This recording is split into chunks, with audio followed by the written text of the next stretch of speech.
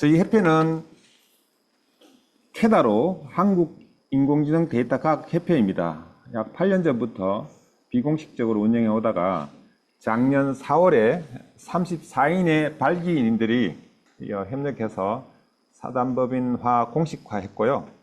실제로 주민등록을 등록한 것은 작년도 11월에 과기정통부에 공식 등록된 공인사단법인입니다. 토요 세미나는 여기 오신 강사분 그리고 운영진, 협회가 공동으로 재능기부 형태로 운영되기 때문에 누구나 참석이 가능하고요. 주위에 계신 분 많은 홍보해서 적극적으로 참여할 수 있도록 많은 협조를 부탁드리겠습니다. 오늘 세미나는 새로운 분을 모셨습니다. 뉴로 AI, 뉴로 심볼릭 AI 저자이신 저자 직강을 하게 됐습니다. 우리 강사님은 딥스킬의 대표님이시고, 네, 이쪽 분야의 아주 전문가이신 우리 강양석 대표님의 오토노머스 디시전 AI에 대해서 강의를 치게 됐겠습니다. 박수로 모시겠습니다.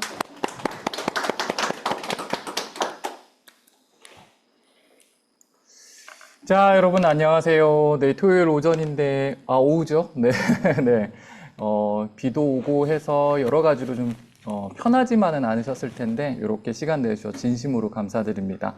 그리고 무엇보다도 이렇게 소중한 자리 마련해 주신 우리 여러 운영진 여러분들께도 진심으로 감사드립니다. 일단 오늘 제가 여러분에게 말씀드릴 내용은 인공지능에 대한 내용입니다. 네, 인공지능은 사실 굉장히 일반화되어 있고 굉장히 많은 사람들이 전문가도 많죠. 그런데 오늘 저는 저희가 생각하는 인공지능이라는 그 범주 안에서 한번 설명을 드려보도록 하겠습니다. 그럼 저희가 생각하는 인공지능이라는 건 뭐냐? 어떻게 하면 인공지능이 좋은 의사결정을 하거나 인간이 좋은 의사결정을 할 수 있도록 도와줄 수 있지? 라는 범주 안에서만 한번 말씀드려보겠습니다. 그래서 인공지능의 총론 관점에서 보면 다소 지엽적이거나 다소 편향된 의견일 수 있다는 것은 미리 좀 말씀을 드리도록 할게요. 자, 그러니까 인공지능이 어떻게 의사결정을 하게 하거나 어떻게 의사결정을 지원하게 할 거냐를 고민을 하다 보니까 저희는 뉴로심볼릭이라고 하는 개념을 만날 수밖에 없었습니다. 그래서 오늘은 뉴로심볼릭이라는 개념이 일반적인 인공지능 담론과 어떻게 다를 수가 있고 이것이 인공지능이 의사결정을 하게 하는데 왜 도움이 된다라고 하는지를 제가 한번 주장해 보도록 하겠습니다. 그래서 이것이 완전히 시장에서 정립된 의견이라기보다는 하나의 실험이다. 저희 팀도 인공지능적 실험을 하고 있다. 이렇게 먼저 말씀을 드려보도록 할게요. 자, 그러면 일단 가장 중요한 뉴로심볼릭에 대해서 제 소개보다도 먼저 한번 말씀드려보도록 하겠습니다. 이 뉴로라는 말은 그냥 접두사로 뇌과학적이라는 의미를 가지고 있죠.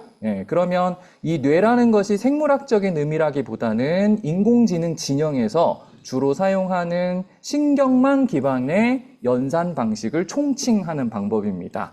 네, 이것이 정확히 어떤 개념인지는 이미 다들 알고 계실 것이기 때문에 제가 여기서 과감하게 생략을 하도록 하겠습니다. 그래서 딥러닝 기법들이 주로 상징하는 것이 뉴로라는 단어로 압축되어 있는 거고요. 그러면 딥러닝 기법의 총칭이 AI랑 거의 대부분 붙어 있는데 그 중간에 오늘은 다른 말이 붙어 있죠. 심볼릭이라는 말이 함께 붙어 있습니다. 그러니까 심지어는 이게 둘이 50대 50으로 같은 비중으로 붙어 있죠. 자, 그러면 심볼릭은 뭘까요? 말로 하면 그냥 기호죠. 여기서 이제 기호라는 말이 상징하는 것은 규칙입니다. 자, 그럼 규칙이라는 말이 뭘 의미할까요? 뉴로라는 말이 상징하는 것은 패턴이고요. 심볼이라는 말이 상징하는 것은 규칙입니다. 그러니까 인공지능을 성능을 높이는데 빅데이터에서 나오는 패턴과 어떤 규칙에서 나오는 명확성을 합쳐서 인공지능을 구동시키는 방식이 뉴로 심볼릭 AI입니다. 네. 그래서 그 방법을 사용을 하면 인공지능이 의사결정을 잘하거나 인공지능이 인간의 의사결정을 지원하는 역량이 높아진다. 이게 오늘 제가 여러분에게 드릴 수 있는 가장 압축적인 표현입니다. 혹시 여기까지 설명이 좀 충분할까요? 네, 좋습니다. 자, 그러면 데이터의 패턴과 어떠한 합의된 규칙을 동시에 사용하면 인공지능이 좋아진다는 말 차차 말씀드려보도록 하겠습니다. 일단 모든 말씀에 앞서서 저희 회사를 잠깐 소개시켜 드리도록 하겠습니다. 사실 뉴로심볼릭적 접근으로 인공지능을 통제하는 기술은 저희 회사의 기술이 아닙니다. 일반적인 기술적 담론이죠. 네. 그래서 이 말 자체도 굉장히 등장한 지 오래된 말이고 요즘 그것이 좀 뜨고 있을 뿐이죠. 사실 이러한 방법론을 많이 연구한 분야의 대표적인 분야가 바로 Argumentation Technology 영역입니다. 네. 인공지능의 수많은 영역 중에 Argumentation Technology 영역이라는 것이 있는데 쉽게 얘기해서 Argumentation은 한국말로 논증이죠. 네. 그래서 인공지능이 어떻게 논증하게 할 것이냐 또는 사람의 논증을 잘 식별하게 할 것이냐 또는 사람이 잘 논증할 수 있도록 도와줄 것이냐를 연구하는 학문이 Argumentation Technology 진영입니다. 당연히 인공지능을 활용을 하고 있겠죠. 자, 그 학문은 거의 100년이 넘은 굉장히 오래된 학문, 100년이라고 할 수는 없고 수십 년 된 학문인데 그 학문 진영에서 높은 그 위상을 가지고 있는 크리스 리드 교수님이 이제 저희 저희 회사의 자문 교수님입니다. 그리고 그분의 이제 박사학위 논문 제자가 여기 스테파노 메자 박사님이고요. 한국에서는 저와 조우현 연구소장이 함께 이 내용을 하고 있습니다.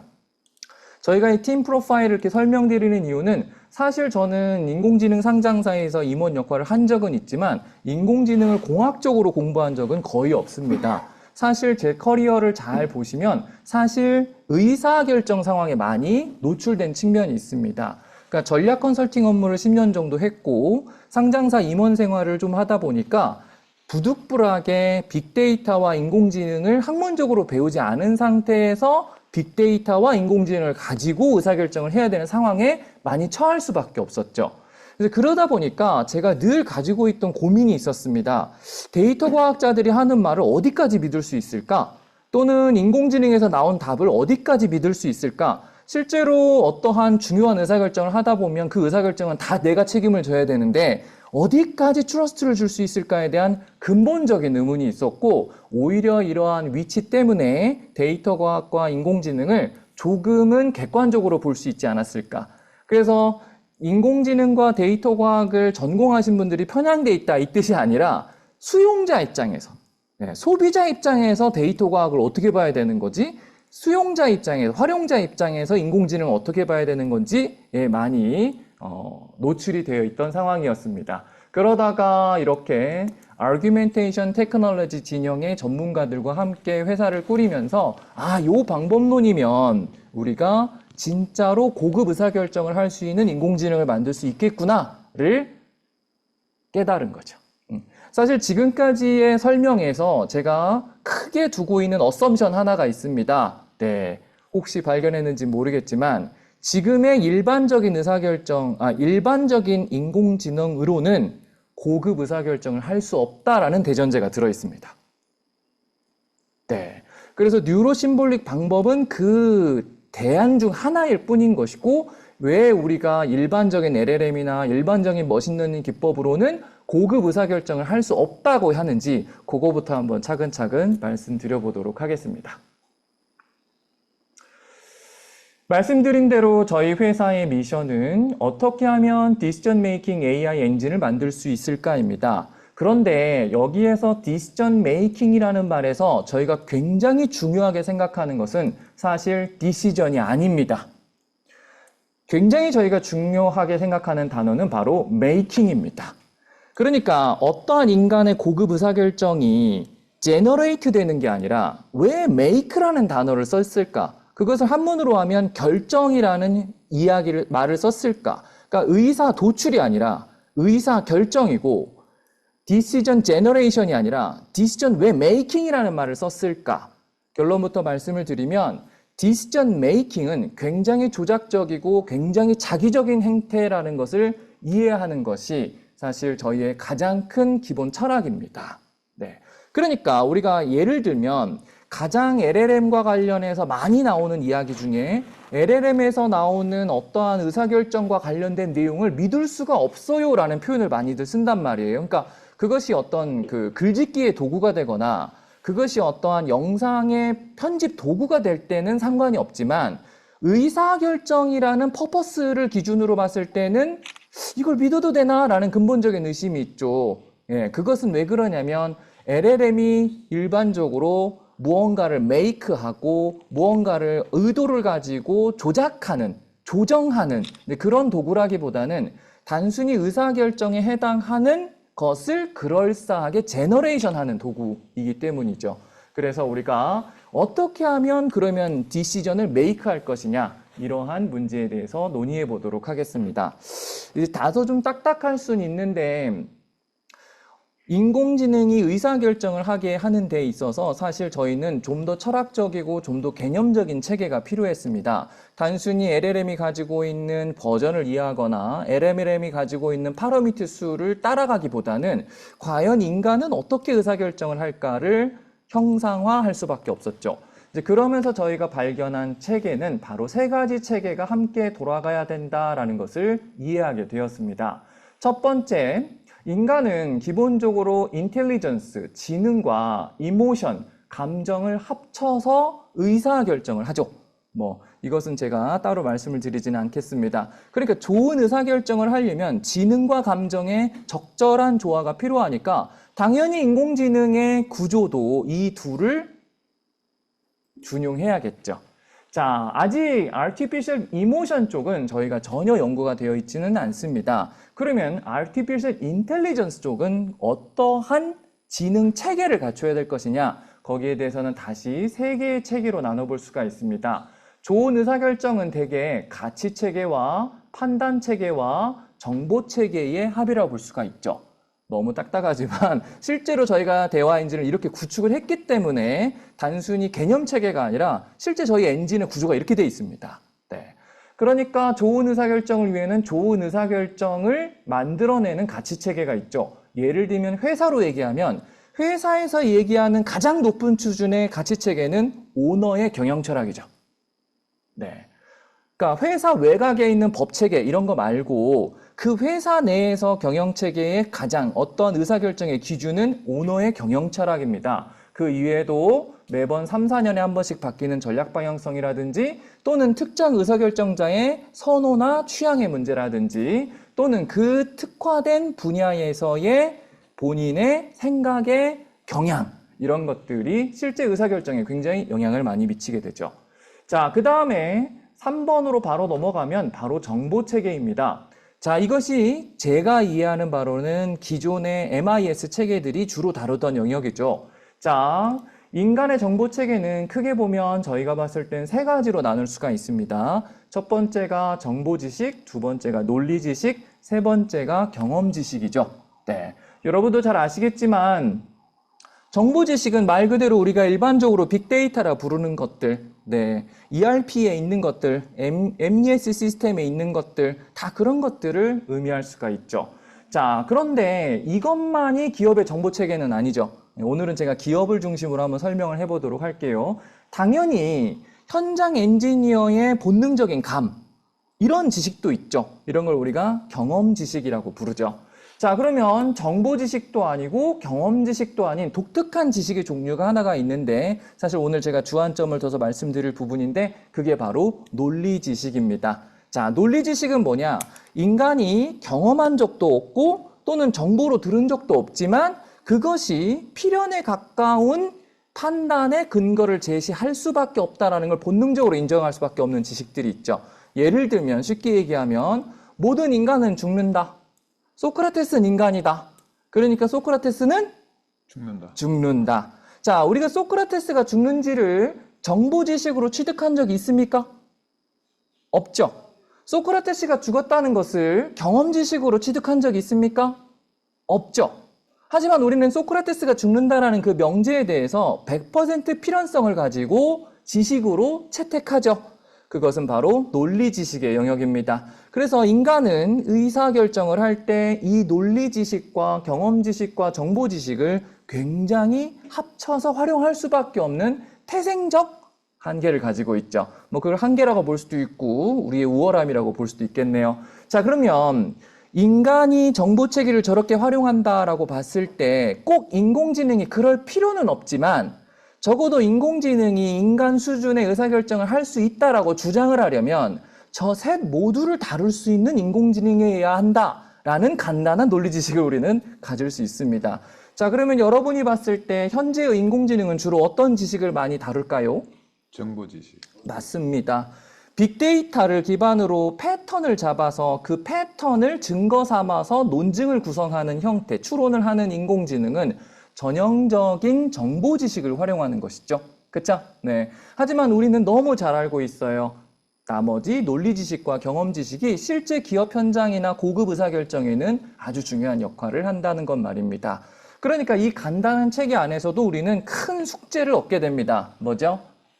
인공지능이 어떻게 하면 논리 지식과 경험 지식도 정보 지식과 함께 활용할 수 있게 만들 수 있을까를 고민해야 된다는 큰 과제가 나오는 겁니다. 자, 그 다음에 사실 제가 3번을 설명하면서 바로 스킵한 2번이 있습니다. 사실 여기가 결정판이죠. 네. 자, 일반적으로 Artificial Intelligence라고 하면 사람들이 대부분 공부를 하는 것은 artificiality에 대해서 공부합니다. 그쵸? 네. 근데 사실 더 중요한 것은 intelligence가 뭔지를 더 명확히 해야 되죠. 그러니까 intelligence가 뭐길래 그거를 인공화한 것이냐. 그러니까 artificiality를 먼저 공부하기 시작하면 공학적 담론에 너무 쉽게 빠지는데 그럼 과연 그거의 목적어인 주체, 더 피봇에 해당하는 지능이 무엇이냐? 지능은 지식을 활용해서 디시전 메이킹을 하는 일련의 모든 생각의 엔진을 우리가 지능이라 볼 수 있죠. 사실 이 말은 이미 학계에서 정립이 되어 있습니다. 뭐라고요? 추론이죠. 네. 그래서 추론이라는 말은 굉장히 높은 수준의 위상을 가지고 있는 단어입니다.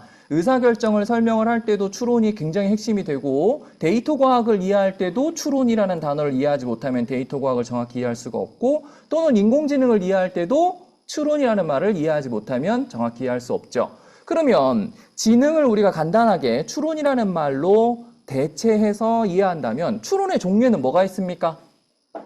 우리가 너무나도 잘 알듯이 연역 추론과 귀납 추론과 유비 추론과 가추 같은 것들이 있죠. 사실 이 추론을 정면으로 공부하는 분들 입장에서 보면 40개, 50개, 많게는 80개까지도 정리를 하는 경우가 있습니다. 하지만 저 4개의 핵심 추론 방법을 백본으로 해서 그 가지수를 늘릴 뿐이죠.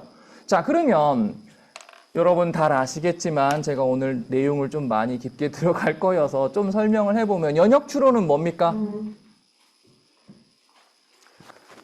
자, 모든 의사결정은 추론의 행위이고 우리가 결혼을 하기 위해 배우자를 선택하는 것도 추론이고 마트에 가서 수박을 고르는 행위도 추론이고 오늘 여기에 참여할까 말까를 결정한 것도 다 추론이죠. 추론의 핵심은 A를 보고 B를 생각하는 겁니다. A를 보고 A를 요약하는 것은 그냥 요약이죠. 하지만 추론은 생각의 도약이에요. A를 보고 A를 요약한 게 아니라 B를 떠올렸기 때문이죠. 그러면 그것이 타당하냐 아니냐가 추론의 강도가 되겠죠. 자, 그럼 결국은 그걸 인간이 하든 데이터 과학자가 하든 인공지능이 하든 좋은 추론을 해야 되는데 인간의 입장에서 봤을 때 추론은 종류가 있다라는 거예요. 첫 번째는 연역 추론이죠. 연역 추론은 뭡니까? 어떠한 상식을 기반으로 결론을 도출하는 행위입니다. 귀납 추론은 뭡니까? 굉장히 많은 관찰에서 일반적인 룰을 결론으로 채택하는 행위입니다. 유추는 뭡니까? 비슷한 상황에서 작동한 결론이 비슷한 상황에서도 또 작동할 것이다 라고 생각하는 겁니다. 가추는 뭡니까? 본인의 경험적 직관을 기반으로 해서 가장 그럴싸한 최선의 답을 먼저 떠올려 보고 그걸 가짜 답으로 삼고 의사결정을 진행하는 방식이 가추죠. 네. 제가 굉장히 고리타분하게 이 말씀을 드리는 이유는 이 축을 잃어버리면 우리가 인공지능을 이해하는데 한계가 있다라고 하는 것이 저희 회사의 기본적인 주장이기 때문입니다. 자, 그럼 여러분이 보셨을 때 현재의 인공지능 담론은 주로 어디에 많이 들어있을까요? 기납추론. 그렇습니다. 일부 이견이 있을 수는 있지만 인공지능은 뭘 많이 봐야 된다라고 이야기되죠? 데이터. 그럼 데이터가 적어야 돼요? 많아야 돼요? 당연히 많아야 돼요. 많을수록 또렷한 패턴을 볼 수 있는 확률이 높아지죠. 그러다 보니까 본능적으로 귀납적 추론에 가까울 수밖에 없다라는 거죠. 그러면 여기서 우리가 또 하나 거대한 숙제를 만나게 됩니다. 어떤 숙제? 야, 그러면 연역 추론과 유비 추론과 가추는 어떻게 해? 다시 한번 결국 인공지능이 흔히들 인간을 넘어설 것이다라고 쉽게 담론으로 이야기하는 사람 입장에서는 이 체계가 조금 불편할 수는 있어요. 왜? 전 지금 지나치게 복잡하게 보고 있거든요. 저한테는 되게 상식인데 그분들한테는 지나치게 복잡하다라고 이해될 수는 있어요. 이제 그분들의 말에 따르면 정보 지식을 기반으로 주로 귀납 추론을 하는 인공지능이 4가지의 지능 추론을 3가지의 정보 체계를 모두 다루는 인간을 압도한다는 의미로밖에 안 들립니다. 그럼 그게 되냐라고 증명을 해야죠. 그쵸? 예, 바로 이 문제가 현재 우리가 가지고 있는 가장 중요한 문제라고 생각을 하고 결론부터 말씀을 드리면 뉴로심볼릭적 접근으로 이 4가지의 추론 방법을 3가지의 정보 체계를 적절하게 다루는데 효과적이다라고 하는 게 사실 저희의 주장이고 사실 제가 주장이라는 거 표현하는 것은 약간의 겸양적 표현입니다. 왜냐하면 저희는 그것을 제품화해서 일반적인 뉴로적 방법만 쓰는 인공지능보다 훨씬 성능이 좋은 대화 엔진을 이미 만들었기 때문입니다. 네. 어쨌든 주장이죠. 네.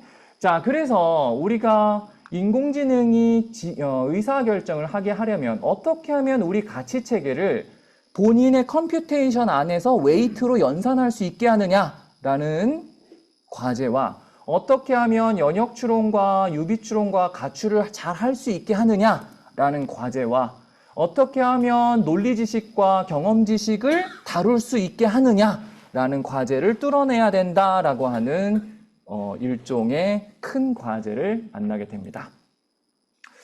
그래서 그것을 제가 이렇게 정리를 하면 간단하게 우리는 일단 가치 체계는 논외로 하고 추론의 영역을 X축으로 놓고 지식의 영역을 Y축으로 놨을 때 4 곱하기 3의 셀을 만날 수밖에 없습니다. 그러니까 우리가 인공지능이 AGI에 도달한다는 것은 AGI에 대한 정의가 다를 수는 있지만 한 가지 명확하죠.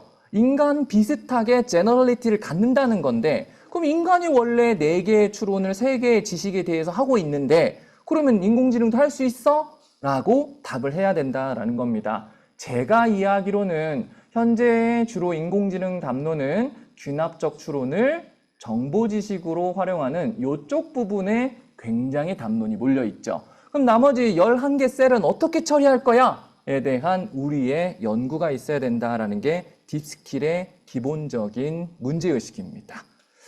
자, 뉴로인공지능 뉴로인공지능이라는 말이 조금 생소할 수 있지만 현재 유튜브나 또는 뉴스나 여기에서 논의되는 인공지능은 저희 입장에서 보면 뉴로적 인공지능이에요. 그러니까 딥러닝 기법을 데이터의 패턴을 잡아가지고 어떤 성과를 발휘하는 것들이죠.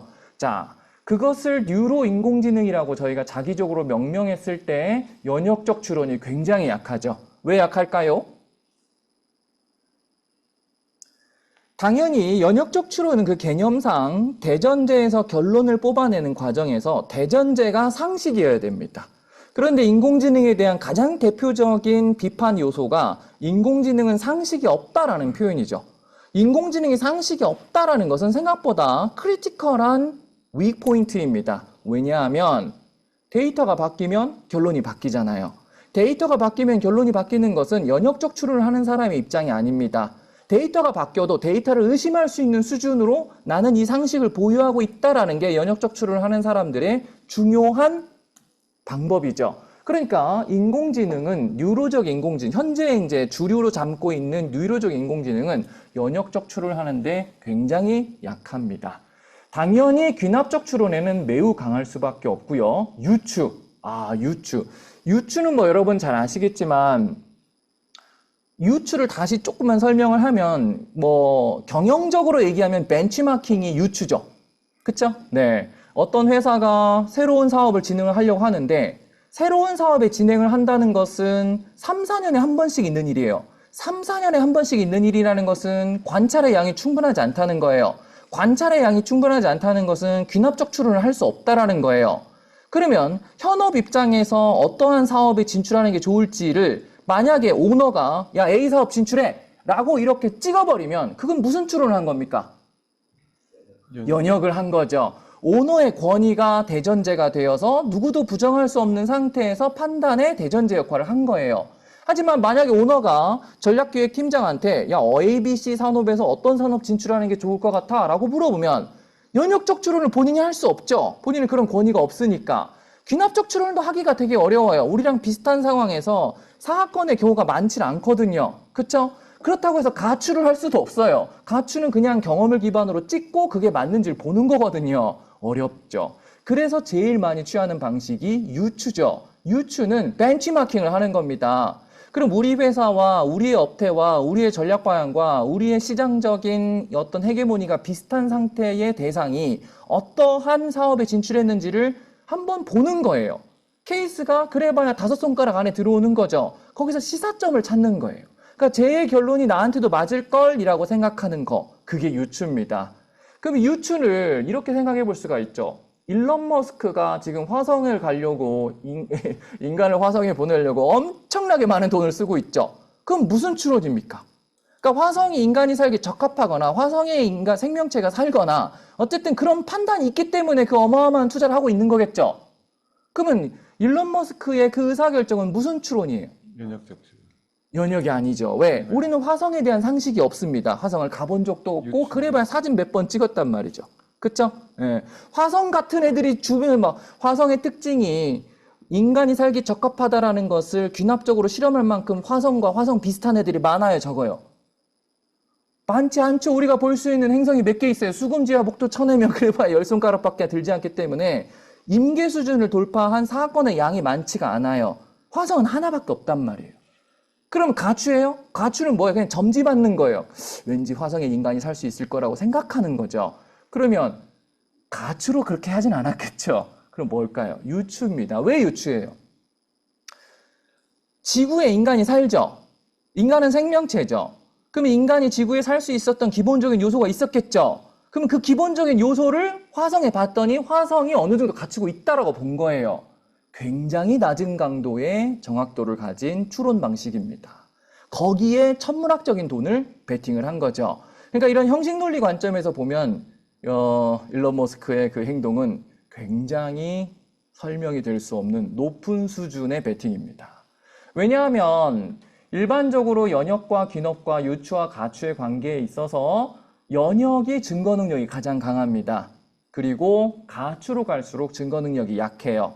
이것은 우리가 경험적이고 수백 년간 인간의 지적 체계가 만들어낸 일종의 순서예요. 그러니까 귀납적 추론이 아무리 강하고 빅데이터에서 아무리 좋은 패턴을 찾는다 하더라도 태생적으로 귀납적 추론은 연역적 추론보다 실제 인간 세상에서는 높은 수준의 증거 능력을 가지고 있지 않죠. 그런데 이 뉴로적 인공지능은 귀납적 추론에 강한 것입니다. 자, 그러면 뉴로 심볼릭을 얘기하기 전에 심볼릭 인공지능도 있어요. 혹시 심볼릭 인공지능이라고 들어보셨나요? 네. 사실 심볼릭 인공지능이 뉴로 인공지능보다 기호 체계를 기반으로 한 인공지능이 단순히 빅데이터를 삶아가지고 거기서 나온 패턴을 기반으로 추론을 하는 뉴로적 인공지능보다 살짝 먼저 나왔습니다. 이 얘기를 들으면 사람들이 다 깜짝 놀래요. 아, 그래? 그러니까 약간 지금 인공지능 담론이 처해 있는 조금 좀 세게 얘기해 보면 오리가 갓 태어났을 때 처음 보는 사람을 자기 엄마라고 생각하죠.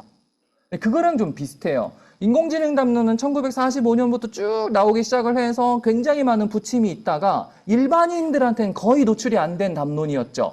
그러다가 LLM이 탁 터지면서 B2C 서비스로 팍 퍼진 거예요. 근데 LLM이 전형적인 뉴로 기반의 인공지능이거든요. 그러니까 사람들이 LLM을 인공지능의 첫 번째 인지 대상으로 인지하니까 LLM의 방법론이 인공지능 전체의 방법론이라고 생각하는 편향이 좀 있습니다.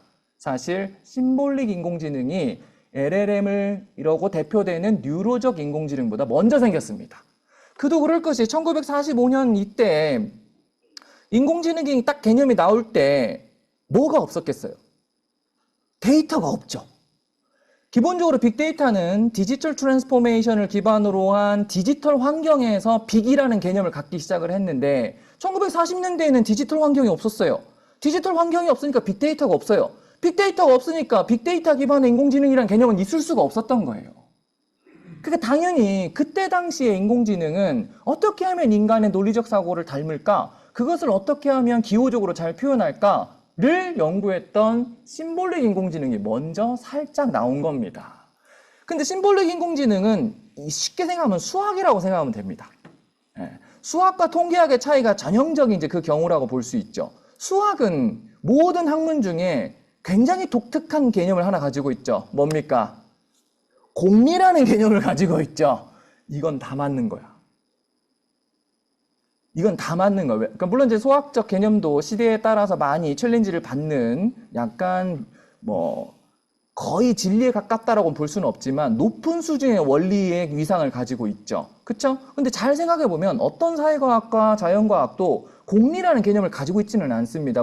당연히 이제 물리학이 좀 가지고 있긴 하지만 그러니까 그것은 연역적 추론을 할 수 있는 굉장히 높은 수준의 담론들이 잘 형성돼 있다는 거예요. 근데 수학의 가장 큰 단점이 뭡니까?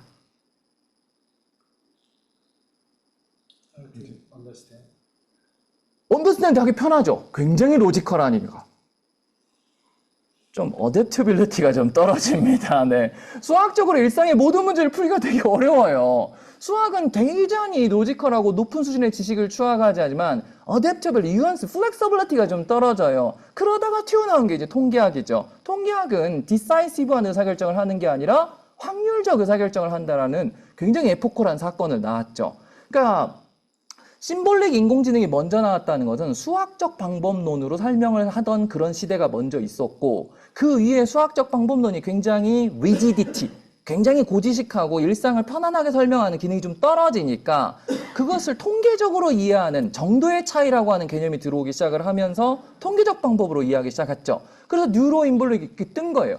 그러면 LLM이 이제 전반적으로 뉴로 인공지능의 대표주라고 하면 뉴로적 방법에 또 가장 큰 단점이 있죠. 뭡니까? 제가 봤을 땐 두 가지가 가장 큰데 정확성이 떨어진다. 그렇죠. 이게 일관성이 좀 떨어져요. 그리고 또 두 번째는 따질 수가 없어요.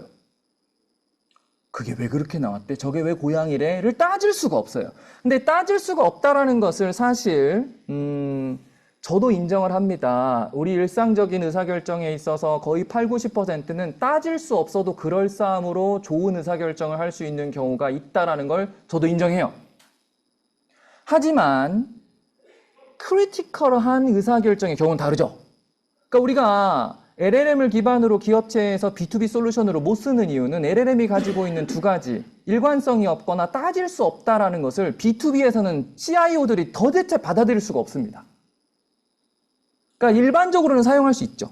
하지만 B2B에 있는 CIO들이나 CTO들은 그 개념을 받아들일 수가 없어요. 왜? CEO한테 설명이 안 되거든요. 왜 그렇게 했대? 그러니까 이게 설명이 안 되죠. 그러니까 따질 수 없다. 그럼 논증할 수 없다라는 것은 설사 그것이 확률적으로 99.999%라 하더라도 개념적으로 CTO와 CIO가 뉴로적 솔루션들을 채택할 수 없는 절체절명의 이유 중에 하나입니다. 그래서 우리가 여기서 잘 봐야 되는데 주변에 이렇게 결정적 의사결정을 하거나 고급 논증형 의사결정을 하는데 LLM과 머신러닝 기법을 사용하는 회사가 있습니까? 없습니까? 없다. 없을 수. 거의 없죠. 거의 없죠. 그러니까 여러분 잘 아시겠지만, 그러니까 인공지능 이야기를 차치하고 그냥 의사결정 리터러시 중심으로 설명을 하면 의사결정은 크게 두 가지 종류로 나뉘어 있죠. 첫 번째가 스트레러직 의사결정과 오퍼레이티브 의사결정이 있습니다. 크게 두 종류로 나눠요. 그러니까 이건 인공지능과 데이터과학과 상관없이 원래 그렇게 두 가지 종류가 나뉘어 있어요. 오퍼레이티브한 의사결정들은 어떠한 정보의 정확성을 기반으로 최적화형 의사결정들을 의미하는 것이고, 전략적 의사결정들은 장기간에 걸쳐 있거나 답이 없고 또는 상대방과의 수싸움에 의해서 결정되는 의사결정들이 전략적 의사결정입니다. 자, 그러면 일상적으로 회사에서 일어나는 거의 대부분의 의사결정은 거의 80~90%가 오퍼레이티브한 의사결정이에요. 그건 인정. 하지만 나머지 10%의 디사이시브한 형태의 디터미니스틱한 의사결정이 과연 뉴로적 인공지능이 해낼 것이냐? 거기에 대해서 저희 회사는 굉장히 큰 의심을 가지고 있습니다. CEO들이 그렇게 못할걸? CEO가 신규 사업을 진출하거나 어떤 구조조정을 하거나 또는 포트폴리오 재조정의 성장 전략을 다시 짜는데 거기다 대고 LLM이랑 띵킹 파트너를 써서 쓴다? 있을 수 없는 일입니다. CEO는 틀리더라도 왜 그렇게 의사결정하는 것이 맞는지에 대한 절차적 따짐이 있을 때 마음의 안도감을 갖습니다. 그죠? 그러니까 무슨 말이냐면 그게 원래 답이 없는 문제에 내가 돌입을 해버렸기 때문에 그 문제에 대해서 A, B, C 세 회사 중에 어떤 회사를 인수해야 된다라는 것을 모든 인공지능이 99.9의 확률로 A 회사를 인공지능 인수하세요라고 설사 나온다 하더라도 왜? 라고 물어봤을 때 그 이유를 충분히 따졌다라는 정서적인 안도감이 없으면 본인이 좋은 의사결정을 했다라고 못 느낀다는 거예요.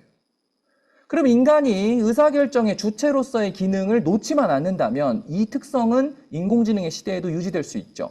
그러니까 뉴로적 인공지능이 어느 정도 운영적 의사결정을 커버할 수 있다는 것에 대해서는 당연히 누구도 부정하지는 않습니다. 하지만 저희가 얘기하는 스트래티지한 의사결정까지 커버할 것인가에 대해서는 매우 저희는 의심을 가지고 있습니다. 왜? 왜 그렇게 생각해? 라고 하면 본인도 설명을 못하고 데이터 과학자가 붙어서 뜯어봐도 그 안을 알 수가 없으니까. 네. 자, 그래서 뉴로적 인공지능은 이러한 태생적 한계를 가지고 있고 심볼릭 인공지능은 당연히 이런 태생적 한계를 가지고 있습니다. 그러니까 잘 생각해 보니까 뉴로 심볼릭적 접근을 하는 사람들은 깨달은 거예요. 그냥 이 둘을 합치면 안 돼? 이렇게 된 거죠. 그래서 뉴로 심볼릭 AI라고 하는 개념이 나왔고, 이것은 어느 정도 확도가 있는지는 잘 모르겠지만 2주 전에 AWS는 전사의 기술 방향을 뉴로 심볼릭적 방법으로 하겠다라는 일부 발표가 있은 적이 있습니다. 이것이 실제 현장에 얼마나 많이 적용이 되어 있고 또는 얼마나 중량감이 있는지는 모르겠지만 AWS의 나름 높은 기술 정책을 수립하는 사람이 우리 회사는 뉴로 심볼릭적 전급 방법으로 해서 모든 문제를 기술적 방향을 기본 개념으로 삼겠다라고 발표한 적도 있습니다. 그래서 이 뉴로 심볼릭적 방법을 사용을 하면 3가지의 정보 지식과 이 4가지의 추론 방법을 골고루 사용하는 방법이 될 수 있을 것 같아 라고 하는 게 현재까지의 저희의 가설이고 이걸 이제 증명해 나가고 있는 게 저희 회사의 현재 과정입니다. 너무 추상적이죠. 그래서 대부분 이 설명체계를 싫어하세요. 네. 뭐 이렇게 어려워, 뭐 이렇게 복잡해. 근데 추론이라는 행위는 디시전 제너레이션이 아니에요. 디시전 메이킹이에요. 메이킹이라는 것은 원래 자기적인 행동이에요. 인간의 문명은 다 자기적인 결과예요. 인간이 동물처럼 제너레이티브하게 살았다라면 인간의 문명이 나타나지 않죠. 다 기획하고 실험하고 검증하고 증명하면서 만든 게 책상이고 그렇게 만든 게 컴퓨터예요. 그쵸? 그 메이킹이에요. 메이킹은 원래 복잡한 개념이에요. 근데 이게 LLM이 나오면서 모든 걸 다 해주는 것처럼 보이니까 제가 봤을 때는 거기에 우리의 귀차니즘이 민글되면서 인공지능에 대한 굉장히 조금 이상한 방식의 활용 방향이 나오는 거 아닌가. 대표적인 경우가 학교 과제를 LLM으로 하는 경우. 자, 여러분 LLM을 많이 써야죠. 저도 저희 딸한테 LLM을 많이 쓰라라고 얘기는 합니다. 근데 저희 딸이 만약에 독후감 숙제를 LLM을 기반으로 했다라면 그건 좋은 겁니까? 나쁜 겁니까? 나쁜 거죠. 제가 이게 대기업에서 어떤 강의를 하면 이 부분에 대해서 합의가 없다라는 사실에 굉장히 많이 놀랄 때가 있습니다. 하늘을 보면서 좋은 건가? 나쁜 건가? 이걸 헷갈려해요. 이걸 헷갈리면 안 되죠. 선생님이 독후감 숙제를 낸 것은 어떠한 책을 보고 추론을 하라고, 추론을 연습하라고 한 거예요. 근데 LLM을 기반으로 그 추론을 해버리면 나의 추론 능력은 연습이 된 거예요, 안 된 거예요? 안 된 거죠. 그 LLM을 그땐 쓰면 안 되는 거죠. 너무 당연하죠. 그렇죠? 그러니까 우리의 귀차니즘과 LLM에 대한 막연한 믿음이 이게 민글대면서 실제로 그냥 적정한 수준의 우리 지식사회가 그 수준을 유지하면 상관없겠는데 이게 우하향하는가 아닌가에 대한 강한 의심이 있기 때문입니다. 주장이라고 여러 번 말씀드렸습니다. 네, 혹시 공감합니다. 답변, 질문 부탁드리겠습니다. 네, AWS 하셔서 AWS 틀 전에 그 베드락이라는 그 파운데이션 모델을 제공하는 그 서버리스 플랫폼이 있는데 거기 가드레일로 자동 추론 체크라는 거 기능을 발표했거든요. 네. 그래서 뉴로 심볼릭 AI를 접속한 기능이라고 발표했어요. 아, 그렇습니까? 네, 기업에 제공하는 서비스이기 때문에 저는 사실은 그거 보고 이렇게 상용화가 되는구나라고 생각을 하고 있거든요. 아, 네. 가드레일의 자동 추론 검사라고 책을 발표해서 LLM의 답변이 논리적으로 맞는 것인지를 확인하는 기능이 서비스가 되어서 이틀 전에 발표했어요. 도움 주셔서 감사합니다. 사실 우리 AWS와 뉴로심볼릭이라는 키워드를 동시에 가지고 있는 분이 저 뒤에 오셨습니다. 네, 저희 뉴로심볼릭 책의 공저자이시자 현재 AWS에서 아주 중요한 ML AI 업무를 하고 계신 우리 우지한 박사님이 저 뒤에 계신데, 네, 박사님 혹시 요 AWS가 이런 방향으로 가고 있습니까? 알겠습니다. 네. 네. 회사에 나왔던 거라서 알겠습니다. 네. AWS 직원들은 사실은 공공에서는 회사 내용을 얘기 못하게 돼 있거든요. 뭐라고 얘기하기 힘드실 수 있어요. 알겠습니다. 기사로 나온 거기 때문에. 알겠습니다. 너무 감사합니다. 사실 저희는 이 뉴로심볼릭적 방법이 가지고 있는 장점을 온몸으로 지금 체득을 하고 있기 때문에 의심하지 않습니다. 근데 시장에 증거가 부족하기 때문에 사람들이 꼭 저렇게 복잡하게 해야 되나? 이런 생각을 하고 있죠. 그러니까 더 직관적으로 설명을 해보면 우리가 이제 영어 공부에 제가 한번 빗대 볼게요. 영어를 공부할 때 미국에서 자란 아이들은 영어를 어떻게 공부합니까? 그냥 부딪히죠. 엄마랑 함께. 그쵸? 예. 엄마가 영어를 쓰고 아빠가 영어를 쓰고 친구들이 영어를 쓰죠. 그러니까 영어를 대규모로 노출되죠. 그죠? 그러니까 지금 영어를 배우는 환경이 인공지능이 자신을 훈련한다라고 빗대어 보도록 할게요. 그러니까 영어를 배울 때 미국에서 자란 아들은 많은 영어에 노출되죠. 그 얘기는 빅데이터에 노출되죠. 그러면서 저 사람을 엄마라 부르는구나 라는 경우와 저 사람을 아빠라고 부르는 거에 대한 마음과 데디에 대한 패턴이 잡히죠. 그럼 그렇게 자기가 쓰기 시작하죠. 이게 전형적으로 뉴로적으로 영어를 배웠다라고 이해할 수 있습니다. 그냥 대규모로 노출되고 반복적으로 노출되면서 공동의 패턴을 기반으로 체득해버린 거죠. 근데 한국에서 영어를 배우는 아이들은 어떻게 배웁니까? 그렇게 못 배우죠. 요즘은 인공지능 때문에 배울 수 있지만 문법부터 배우죠. 그러니까 문법은 규칙이에요. 그러니까 외국인을 만난 적이 없는데 10년 동안 규칙만 배우는 거예요. 그쵸? 그러니까 문법을 배워서 영어를 하기 때문에 장단점이 있죠. 영어를 어렸을 때부터 미국에서 배운 애들은 굉장히 일상적이고 굉장히 자연스럽죠. 그죠? 하지만 고급 어려운 문장, 예를 들면 미래 완료 진행형 뭐 이런 고급 문장을 스스로 만들기가 되게 어렵습니다. 하지만 한국에서 영어를 배운 애들은 규칙을 알고 있기 때문에 미래 완료 진행형을 그렇게 해야 되겠는데 라고 생각해서 그 문장을 써버리죠. 그러니까 중요한 것은 뭐가 낫다라고 주장하는 것이 아닙니다. 영어 배울 때도 문법도 같이 공부하고 영어 회화학원도 동시에 많이 다녔으면 좋잖아요. 근데 그렇게 안 한 게 문제라는 거예요, 제 얘기는. 그죠? 네. 그래서 그 두 방법을 동시에 섞었다라는 것이 많이 노출되면서 패턴적으로 이해하고 체득적으로 이해한다라는 개념의 뉴로.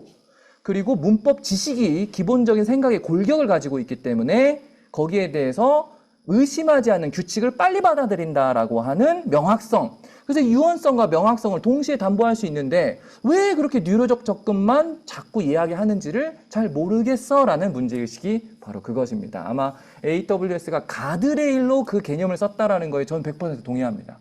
물론 그 기술 스펙은 제가 잘 이해할 수가 없지만 뉴로적 연산을 하고 심볼릭적으로 검증한다는 약간 그런 느낌으로 들리거든요. 그러니까 이게 정확하게 유연성과 명확성의 균형이거든요. 그것이 오퍼레이티브한 의사결정이든 또는 전략적 의사결정이든 유연성과 명확성의 균형은 숙명입니다. 왜? 세상은 계속 변하고 의사결정은 계속 다양해질 수밖에 없으니까. 그래서 뉴로심볼릭적은 이 네 가지 13 곱하기 4의 지식의 종류와 또는 추론의 종류 모두를 할 수 있다. 할 수 있다라고 주장하고 있다라는 겁니다. 그럼 이제 저희 회사가 이것을 어떻게 활용을 해서 제품을 만들고 있는지를 한번 보여드리도록 하겠습니다. 혹시 여기서 잠깐 끊고 네. 혹시 개념이 조금 많이 그러면 한 10분 쉴까요? 그럴까요? 네네네. 네, 현재 48분인데요. 10분간 휴식 쉬고 정각에 다시 뵙도록 하겠습니다. 감사합니다. 네, 여러분 좀 추상적이고 모호한 이야기여서 많이 조금 이제 심리적 저항감이 좀 있으셨을 것 같습니다. 네, 하지만 우리가 이제 어떤 뭔가를 제너레이션 하는 게 아니라 메이크 하는 것에 인공지능을 어떻게 쓸 거냐라는 거기 때문에 제너레이트 할 때는 우리의 의도만 설명을 하면 확률적으로 그럴싸한 걸 유지해도 그 그럴싸함이 우리한테 크게 불편하진 않죠. 네. 몇 번 더 핑퐁 치면 되니까. 근데 이제 메이크 한다라는 것은 명확한 의도가 있고 그것의 확률적 접근보다는 결정론적으로 적합하냐 이제 이런 것들을 요구하기 때문에 우리가 좀 내용이 복잡했습니다. 어쨌든 앞서 이야기한 이런 추상적인 담론들이 저희 회사에서는 어떻게 제품화에 직접적으로 활용이 됐는지를 한번 실증적으로 설명을 해 보도록 하겠습니다. 결론은 뉴로심볼릭 방법 아니면 이게 방법이 있나? 라는 현재 그 상태에 도달을 해 있고요. 약간의 저희 회사의 편향일 수도 있지만 한번 여러분의 많은 의견 들어봤으면 좋겠습니다.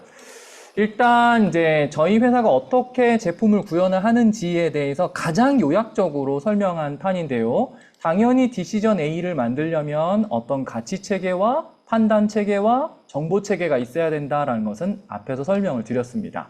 자, 근데 여기서 중요한 것은 가치 체계와 정보 체계는 생략을 하도록 할게요. 정보 체계는 우리가 일반적으로 얘기하는 기업의 MIS 체계를 이해하시면 좋을 것 같아요. 자, 그러면 주로 저희는 이 판단 체계만 설명을 해보도록 하겠습니다. 자, 그럼 인간은 어떻게 판단을 하느냐에 대해서 Argumentation Technology 쪽에서는 많은 철학자와 많은 컴퓨터공학자들이 협업해서 굉장히 높은 수준의 학문적 합의를 이미 이뤄놓은 상태입니다. 저희는 그걸 갖다 쓴 거일 뿐인 거고요. 자, 그래서 인간은 어떠한 의사결정을 할 때 가장 중요한 기초로 단어를 명확히 써야 됩니다. 동의하십니까, 여러분? 제가 아주 간단한 예를 들어볼게요. 제가 신혼 초에 저희 와이프랑 대판 싸운 적이 있었어요. 근데 막 싸우다가 저희 와이프가 저한테 이런 말을 했습니다. 이제 양가 부모님 용돈 문제, 전통적인 이슈죠. 그걸로 막 싸우고 있었는데 와이프가 막 저희 와이프도 저도 컨설턴트 출신이고 저도 와이프도 이제 컨설턴트 출신이어서 둘이 이제 논리적 대화를 굉장히 이제 부부 싸움 할 때도 자주 하는 편이었는데 갑자기 저한테 이런 질문을 합니다. 당신이 얘기하는 우리가 누구야? 그때 제가 본능적으로 이 게임은 졌다라는 걸 느꼈습니다. 왜냐하면 저의 딕션을 건들기 시작한 거예요. 그러니까 저희의 아규멘테이션을 건든 게 아니라 제 아규멘테이션의 가장 밑단에 있는 딕션을 치고 들어오면 제가 발밑이 흔들린다라는 본능적인 이해를 가지고 있거든요. 그도 그럴 것이 저는 우리라는 개념을 그녀와 저, 그녀의 부모님 2명, 저희 부모님 2명, 6명으로 상정하고 대화를 하고 있었던 거예요. 근데 저희 아내는 저와 자신만을 우리라고 설명하고 있었던 겁니다. 그러니까 한 2시간 대판 싸우면 우리라는 단어가 몇 번 나왔겠어요? 수십 번 나왔겠죠. 근데 제가 사용하는 우리와 제 와이프가 사용하는 우리는 완전히 다른 우리인 거예요. 그러니까 이것이 표현상으로는 같은 우리이지만 서로 아규멘테이션이 격돌했을 때 당연히 접합점이 있을 수 없죠. 그래서 이것을 철학자들은 매우 잘 알고 있습니다. 그래서 모든 논증적 사고의 기본은 단어입니다. 그래서 MIS 체계가 지금 그게 안 돼 있는 거예요. 죄송하지만. 그게 돼야 돼요. 그래서 지금 이 자리에 있는 여러 전문가분들 중에 그걸 전문으로 하신 분들, 그 제가 제 강연 앞에 되게 그 온톨로지 기반으로 해서 그것들을 같이 잡아내는 기술들을 노하우를 가신 분들이 우리나라에도 되게 많죠. 네, 그래서 지금 이 자리도 함께 계신데 같은 걸 같다라고 이해할 수 있는 체계는 공학적인 게 아닙니다. 굉장히 모든 인지적인 활동의 기본이에요. 근데 지금 MES에 돌아다니는 용어와 MIS에 ERP에 돌아다니는 체계와 CRM에 돌아다니는 체계가 같은 단어인데 달리 표현돼 있단 말이에요. 왜? 벤더가 다르니까. 그럼 그걸 모아줘야죠. 지금 그 작업이 안 되고 어떻게 MIS 통합이 일어납니까? 있을 수가 없죠. 그것을 이제 여러 가지 온톨로지 기술로 활용을 해서 모아내는 기술들이 저는 훨씬 더 많이 성장해야 된다라고 생각합니다. 어쨌든 단어를 표준화하는 게 되게 중요해요. 그럼 단어가 모여서 그 다음에 뭐가 되느냐? 문장이 되죠. 네, 문장. 철학적으로는 프로포지션이라고 이야기합니다. 그러니까 프로포지션은 굳이 우리가 이야기하면 제너레이트 하는 거예요. 그러니까 굳이 국어로 얘기하면 설명문을 쓴 거예요. 비가 온다. 그쵸? 비라는 딕션과 온다라는 딕션이 가라고 하는 수사와 조사와 함께 하나의 사상을 만든 거예요. 독립된 사상을. 비가 온다. 그죠? 예. 그러니까 문장을 만든 거예요. 문장이 있어야 돼요. 근데 이제 문장을 가지고, 즉 설명문을 가지고 의사결정이 일어나는 경우는 낮은 단계의 의사결정은 거기서 일어날 수는 있어요. 하지만 높은 수준의 의사결정, 전략적 의사결정에 가까울수록 프로포지션을 넘어서야 됩니다. 즉 설명문을 넘어서야 돼요. 그게 argumentation이에요. argumentation은 논증이죠. 논증은 여러 가지의 프로포지션들이 모여서 생각의 구조물을 짓는 겁니다. 그래서 인간의 모든 논증은 기본 세팅 값이 있어요. 어떻게? 가정, 증거, 이유, 그리고 주장. 이거는 진리에 가까운 원리입니다. 실제 고급 의사결정자들은 이제 제가 주니어 때부터 가지고 있었던 제가 제 커리어를 인정하는 한 가지 측면은 굉장히 주니어 때부터 고급 의사결정자들 회의에 많이 들어갔다는 거예요. 전략 컨설팅 생활을 오래 하다 보니까. 그러면 이제 회의록으로 들어간 거죠. 그러면 이제 많은 걸 느껴요. 그때 뭘 느끼냐? 첫 번째 느끼는 것은 이분들도 대단히 신선스럽게 하는 건 아니구나라는 걸 느끼고, 이분들도 편향이 되게 많이 있구나라는 걸 느끼고, 지금 와서 생각하면 모든 이야기가 결국 논증적으로는 구조 안에서 됐었구나라는 걸 이해합니다.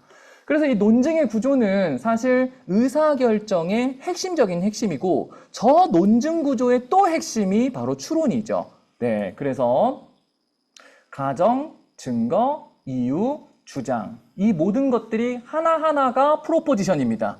이 프로포지션들이 만나서 주장이라는 구조물, 생각의 구조물을 억지로 자기적으로 조작적으로 만들고, 그것의 내적, 외적 정합성을 따지면서 A라는 아규멘테이션이 B라는 아규멘테이션보다 우월한지 아닌지를 채택하면서 의사결정은 일어나죠. 그것을 조금 어렵게 표현한 게 변증입니다.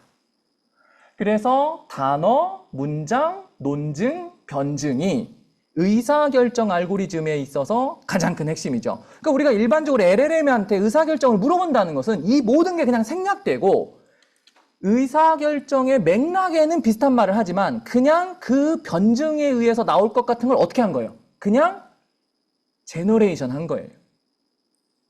이해되십니까? 네. 그러니까 디시전은 메이크 하는 거예요. 굉장히 자기적이고 굉장히 억지스럽고 굉장히 비효율적이지만, 그렇게 하는 그 자기적 과정 안에서 얻는 정서적인 확신이 동기부여의 핵심이고 행동의 근원인데, 제너레이트 된 내용은 설사 똑같다 하더라도 제너레이트 된 상태에서는 과정적 적합성에 대한 이해나 따짐이 없기 때문에 그걸 채택할지 말지에 대한 본능적인 확신이 안 된다라는 겁니다. 그러니까 인공지능이 인간의 의사결정 내용을 엄청나게 공부하면 인간의 의사결정의 내용이 실제 좋은 의사결정자들이 만나서 나온 의사결정과 내용적으로 닮을 수 있다는 건 전 인정합니다. 하지만 그래도 그것을 의사결정자가 채택하지 않는 이유는 내가 따져봐야 되거든요. 네. 모든 최고의 의사결정자는 내가 따질 때 그 따짐의 안에서 나오는 정서적인 컨빅션이 동기부여인데 제너레이티드 된 의사결정은 확신을 주지 않는다라는 한계가 있기 때문에 굉장히 심리적인 겁니다. 네, 그래서 이렇게 메이크 과정을 거치죠. 그 다음에 이제 의사결정이 이루어지는데 그래서 저희의 기본적인 그 뉴로심볼릭적 방식을 활용한 이 대화 모델은 그 시장에 많이 있는 인공지능보다 컴퓨테이션 양이 굉장히 많습니다. 그래서 그 데브옵스가 굉장히 강해야 돼요. 왜? 뭐 대화 엔진은 좋은데 이제 콜에 대한 로드 밸런스나 이런 것들이 잘못 구성이 되면 엄청 작동을 아예 안 해버리거든요. 그러니까 연산량이 기본적으로 많아요. 복잡하니까. 제너레이트 하는 게 아니라 생각을 막 검증해서 탁 내놓으니까. 그래서 저희는 어떠한 발화 내용이 들어오면 기본적으로 그걸 단어 레벨에서 정리하기 시작합니다. 어떤 우리의 사용자가 어떤 유즈 케이스 안에서 저 말과 저 말은 같은 의미로 썼는데 표현이 달랐는지, 표현이 다른데 같은 의미인 건지, 그쵸? 네. 그것을 정리하는 레이어가 따로 하나 있고, 그 레이어를 기반으로 해서 문장을 문장대로 식별하는 레이어가 또 하나 있습니다. 그리고 그 문장들이 모여서 하나하나의 논증 구조의 프로포지션을 했으면 저 프로포지션은 클레임에 대한 거네, 저 프로포지션은 리즌에 대한 거네, 저 프로포지션은 에비던스에 대한 거네, 어썸션은 숨겨있지만 이런 어썸션이 있을 수는 있겠네를 다시 추출하기 시작합니다. 예. 그래서 그 사람의 의견을 단어와 문장과 논증의 구조로 식별하고 정리하기 시작을 하는 거죠. 예. 사실 이러한 그 접근법은 다시 말씀드리지만 저희 회사가 만든 게 아닙니다. 예.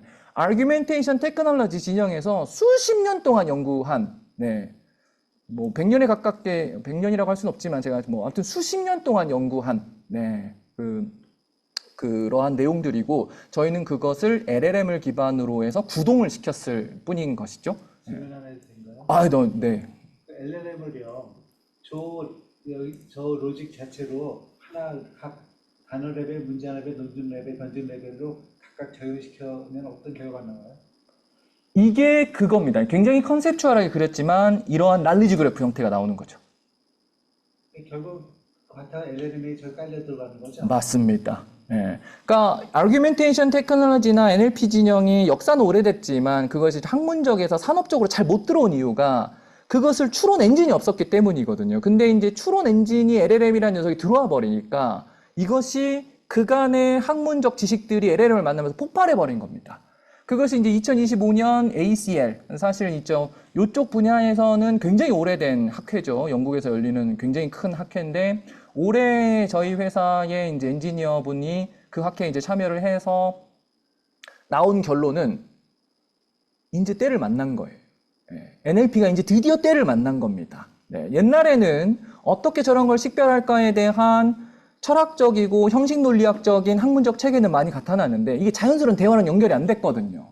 근데 LLM이 붙으니까 그러한 학문적 체계와 LLM의 이 작전 능력이 합쳐지면서 드디어 고급 논증이 가능한 대화 엔진을 만들 수 있는 시대로 가고 있다. 그래서 ACL의 첫 번째 특징은 작년까지만 하더라도 학자들의 모임이었는데 올해부터 기업체들이 많이 들어오기 시작했습니다. 당연히 오픈 AI는 안 들어왔습니다. 왜? 뉴로적 접근의 대표 주자이기 때문에 이런 심볼릭을 같이 활용하는 거에 대해서는 큰 관심이 없는 것 같아요. 저의 추론입니다. 어쨌든 그래서 저희 회사에 관심을 갖냐 아니냐 이 문제를 떠나서 LLM이 기존의 아규멘테이션이라는 학문과 붙어서 이제 산업적으로 높은 수준의 가치를 갖기 시작을 할 텐데 요거는 대한민국 전체가 한번은 관심을 가져볼 필요가 있지 않은가라는 거죠. 예를 들면 좀 더 직관적으로 설명을 하면 지금 기업에서 만든 챗봇들은 고객의 마음을 쥐락펴락할 수 없죠. 고객을 논리적으로 공격할 수 있습니까? 해야 한다면. 고객을 살살 꼬실 수 있습니까? 그러니까 그걸 뉴로적으로 수많은 데이터의 양을 넣어가지고 그렇게 구현은 할 수 있지만 그것을 높은 수준의 밀당을 할 수 있습니까? 논리적으로든 정서적으로든? 예를 들면 어떤 웹사이트에 들어오면 챗봇이 있어요. 그 챗봇이랑 대화를 하다 보면 나도 모르게 제품을 구매하는 상태로 말을 살살 꼬실 수 있습니까? 근데 그게 안 되는 거죠. 그러니까 정보를 찾아서 갖다 주는 건 되게 잘해요. 뉴로가 하는 게 요약이거든요. 뉴로의 핵심은 패턴이죠. 패턴은 요약이거든요. 그러니까 그건 되게 잘해요. 높은 프리퀀시로 이렇게 답하는 게 좋겠다라고 생각하는 것들. 예. 하지만 말의 규칙이 없기 때문에 여기서 이 말을 썼을 때 저걸 어떻게 이해해야 하지? 이거에 대한 별도의 판단들이 없고 이러한 규칙에 의하면 이런 때 이렇게 얘기하는 게 더 좋겠다라고 하는 확신이 없기 때문에 공격적, 명확성을 기반으로 한 공격적인 대화가 불가능한 겁니다. 그러니까 의사결정자는 공격받는 걸 좋아하거든요. 왜? 생각을 검증하려면 나한테 프렌들리하게 얘기해주는 사람은 별로 중요하지 않아요. 내 말을 막 틀렸다고 검증해주는 사람이 많으면 좀 알수록 좋죠. 근데 공허한 비판을 하는 사람하고는 대화하고 싶지 않아요. 내 말 이해 못하니까. 근데 내 말의 의중을 단어와 문장과 논증과 변증의 과정을 이해한 상태로 푹푹 찔러버리면 굉장히 감동받죠. 띵킹 파트너로 생각을 하죠. 그래서 아마 산업 전체적으로 이렇게 높은 수준의 논증력을 가지고 있는 LLM을 기반으로 해서 챗봇을 만들면 제가 봤을 때 지금 응대 위주의 챗봇의 시장에서 공격형 챗봇들이 나오기 시작할 거고 생각을 유도하거나 행동을 유발하는 수준까지 끌어올라가면 마케팅이나 영업이나 의사결정이나 또는 생각에 대한 어떤 성숙 수준에 대한 검증, 교육이죠. 이 모든 영역에서 새로운 엄청난 시장들이 생길 것이라고 저는 확신하고 있습니다. 네. 그래서 예를 들면 MIS 체계가 관계형 DB나 그래프 DB 등으로 이렇게 존재하면 내부 데이터와 외부 데이터가 있을 수 있죠. 그러면 거기에서 발화, 어떤 회의에 참여한 사람이나 유저가 한 발화의 내용을 딕션 레벨, 단어 레벨, 컨셉 레벨로 정리하고 그걸 문장 레벨로 정리해서 논증 구조를 한 다음에 자동으로 여기에 사실성을 기반으로 해서 각 논증의 강도를 측정할 수 있습니다. 각 논증의 강도를 측정한다라는 게 제가 이해했을 때는 argumentation technology의 꽃 중에 꽃인데요. 그걸 영어로는 computational argumentation이라 부릅니다. computational이라는 건 계산할 수 있다는 뜻이죠. argumentation은 논증을 측정할 수 있다는 거예요. 그러니까 누구의 논증이 강한지를 수치적으로 측정해 버리는 겁니다. 그럼 이게 이제 유즈 케이스로 보면 어떻게 되냐면 어떤 회의에 이렇게 참여를 해서 A라는 회사를 인수해야 된다라고 하는 김상무파가 있고 B라는 회사를 인수해야 된다라는 박상무파가 있어요. 각각의 논증 구조를 가지고 있죠. 가운데 회장님이 앉아 있고. 그죠? 네. 그러면 회장님이 그것을 그냥 논증 구조를 가지고 있는 컴퓨테이션, 아규멘테이션 기능이 있는 스피커를 가운데 놓는 거예요. 그 회의가 끝났을 때 뭐가 나오냐? 박상무의 의견이 김상무의 의견보다 왜 딕션과 프로포지션과 또는 논증 모든 레벨을 다 점검해서 어느 부분에서 어느 정도 우월하다라는 것이 회의가 끝난과 동시에 나옵니다. 그래서 박상무한테는 이런 거를 추가적으로 알아보라고 얘기해야 되고 김상무한테는 이런 걸 더블 체크하라고 얘기해야 된다. 이런 것까지 바로 나올 수 있습니다. 네. 이것이 바로 결국 인간은 대화를 통해서 고급 의사결정을 하기 때문에 일론 머스크의 뉴럴링크가 나오지 않는 한 대화라는 거는 모든 UX의 끝이기 때문에 현재 상태 텔레파시 말고는 대화가 가장 높은 수준의 현재 UX이기 때문에 대화를 컴퓨테이션을 할 수 있는 수준까지 단순히 프로포지션이 아니라 아규멘테이션 수준까지 한다면 완전히 새로운 영역의 이제 시장들이 많이 열릴 수 있겠죠. 그래서 많은 기술적 요소들이 여기 열거가 돼 있고요. 현재 이렇게 칠해진 것은 저희가 할 수 있는 앞으로 가야 돼. 그러니까 오래된 학문이기 때문에 뭘 해 여기까지 갈 수 있는지도 다 정해져 있습니다. 근데 저희 회사가 할 수 있는 것을 이제 색칠을 해보면 이 정도까지 할 수 있다라고 볼 수 있습니다. 자, 그래서 저희 회사는 이렇게 어떠한 비정형한 대화 데이터라는 것을 기호화하는 데 관심이 많습니다.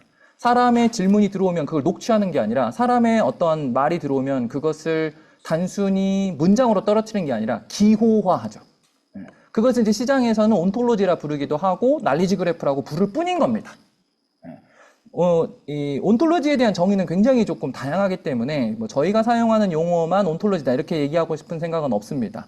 다만 시장에서 주로 논의되는 온톨로지는 MIS에 담겨있는 정보를 온톨로지 하는 거에 관심이 많다면 저는 인간의 판단 구조를 온톨로지 하는 데 관심이 많은 거죠. 그러니까 다른 겁니다.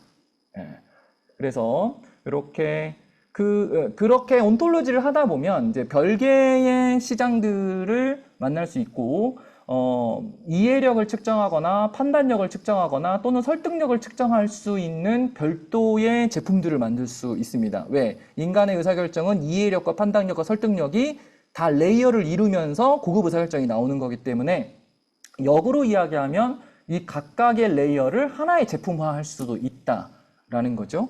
그래서 최근 저희가 완성한 것은 이 각각의 레이어를 유료로 완성하는, 납품을 완성하는 것까지는 현재 완성이 돼 있고, 간단하게 그것들이 어떻게 진행되는지를 한번 보여드리도록 하겠습니다.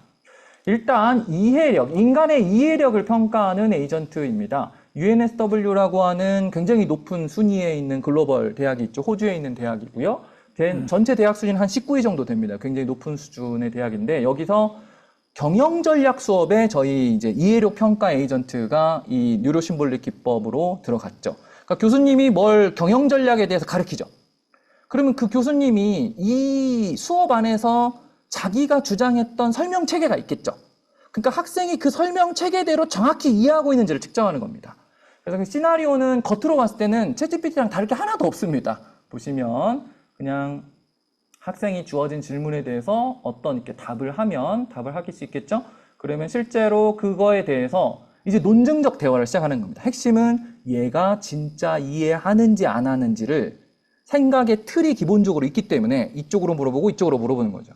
그래서 이렇게 겉으로 드러난 이 화면만으로는 사실 이것이 논증적 대화인지 일반 챗봇이랑 다른 것인지를 알기가 좀 어려운데 이 화면을 아마 조금 보면 이렇게 돼 있습니다. 네.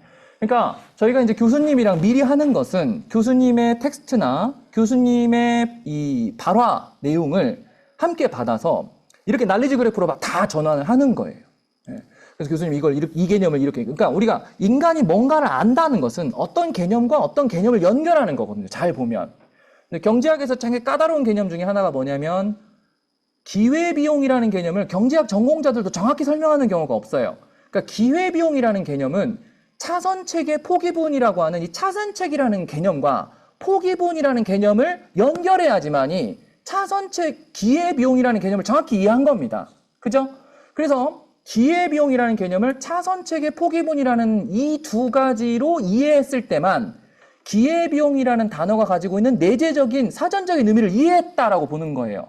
그래야 요즘 경기도가 추진하는 기회소득이라는 말로 이해를 확장할 수 있는 거예요. 기회 비용을 정확히 이해해야 기회 소득이 이해가 되는 거거든요. 그렇죠?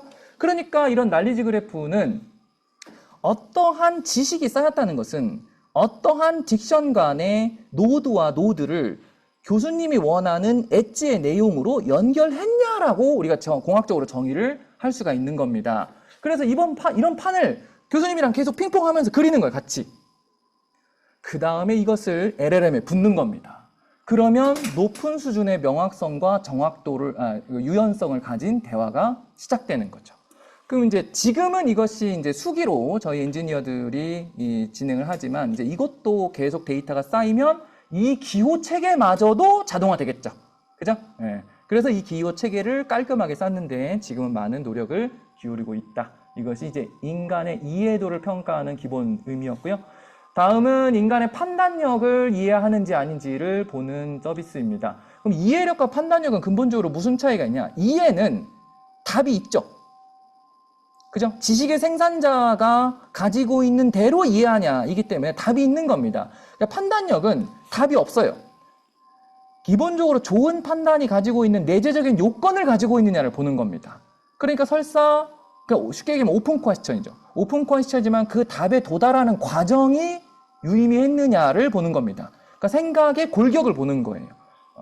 겉으로 봤을 때는 사실 내용은 거의 비슷할 수는 있지만 이렇게 우리가 어떠한 오픈 퀘스천에 해당하는 질문을 주고요. 그러면 여러 가지 대화를 통해서 당연히 이 사람이 진짜 아는지 모르는지를 점검하고 이 사람이 A라고 얘기하면 B라고 한번 흔들어보고 C라고 얘기하면 D라고 흔들어 보면서 이렇게 그 사람의 판단을 이렇게 진짜 좋은 판단을 하고 있는지를 점검하는 방법입니다. 당연히 주어진 답은 없고 그 사람이 일관적이고 생각에 좋은 판단 능력을 가지고 있는지만 평가하는 방법입니다. 이러한 방법을 기본적으로 진행을 하면 뭐가 좋냐면 굉장히 디테일한 피드백이 가능합니다. 심지어는 그 사람이 말을 하는 습관도 피드백이 가능하고 그 사람이 오판하는 유형도 우리가 피드백이 가능하고 당연히 맞았는지 틀렸는지는 당연히 알고 있고 그리고 이번에 UNSW에서 나온 방식의 채점지를 보면 아까 앞에서 보셨던 그 난리지 그래프 기반으로 채점지가 나가요. 넌 이 개념과 이 개념을 연결했는데 이 개념은 이 개념을 연결 못한 것 같아. 내가 그렇게 판단한 이유는 이러한 다이얼로그 때문이야. 이런 식으로. 그럼 학생이 높은 수준의 납득 가능성을 확보하겠죠. 모든 평가에 있어서 납득 가능성이 굉장히 중요한 거지만 여러분 여긴 잘 앉아 계셔서 잘 아시겠지만 대학에서 채점할 때 그렇게 교수님이 꼼꼼하게 봅니까 안 봅니까? 봅니다. 아, 봅니다. 네, 그렇습니다. 네, 저희도 봅니다. 네, 그거를 수기로 할 필요는 없다. 그러니까 지금 해외에 있는 많은 대학들이 고민이 뭐냐면 한 클래스를 운영하는 비용이 너무 많이 드는 거예요. 왜냐면 TA들을 고용을 해야 되잖아요. 특히 경영전략 수업 같은 경우에는 이 띵킹 파트너 역할을 누가 해줘야 되거든요. 근데 교수님이 그걸 60명, 70명이 해줄 수가 없단 말이죠. 그죠? 근데 이런 에이전트가 있으면 내 생각을 그대로 이식한 에이전트와 논의하면서 자기 학습을 할 수 있고 시험과 채점이 거의 자동화됩니다. 네. 피드백까지. 그리고 마지막에 이해력과 판단력이 끝났으면 이제 논증인 설득력이죠. 설득력은 이제 좋은 논증 구조를 가지고 있는지를 도와주거나 판단하는 에이전트입니다. 그래서 유저가 이것도 실제 UNSW에 디플로이가 됐던 내용인데요. 자기의 글을 이렇게 올리게 되면 저희 에이전트가 뒤에서 그 글을 애널라이즈 하기 시작을 합니다. 글을 애널라이즈 한 이후에 보시는 바와 같이 이런 방식으로 아, 네 글에 이것이 컨텍스트였구나. 네 글에 이것이 메인 퀘스천이고 이게 메인 앤서였구나. 아, 이게 콜 투 액션이구나. 아, 이게 리즌이구나. 아, 이게 어썸션이구나. 아, 이런 것들을 식별합니다. 당연히 이거 유저와 함께 대화를 통해서 그 내용을 수정을 하게 되고요. 그 수정한 내용을 기반으로 해서 이제 채점을 하고 이렇게 바꿨으면 좋겠어 라는 것들을 얘기하죠. 저희 제품이어서 그런 게 아니라 여기에 들어있는 루브릭들이 저희가 만든 게 아니라 아규멘테이션 테크놀로지 학문에서 굉장히 오랫동안 좋은 논증이 갖춰야 될 조건들을 수십 년 동안 학자들이 정리한 내용이기 때문에 한 10년 넘게 전략헌을 하고 꽤 오랫동안 상장사 임원을 했던 제 입장에 봤어도 바라봄직해요. 아, 내가 주니어 때부터 나한테 이런 피드백을 누가 줬으면 참 좋았겠다 이런 말.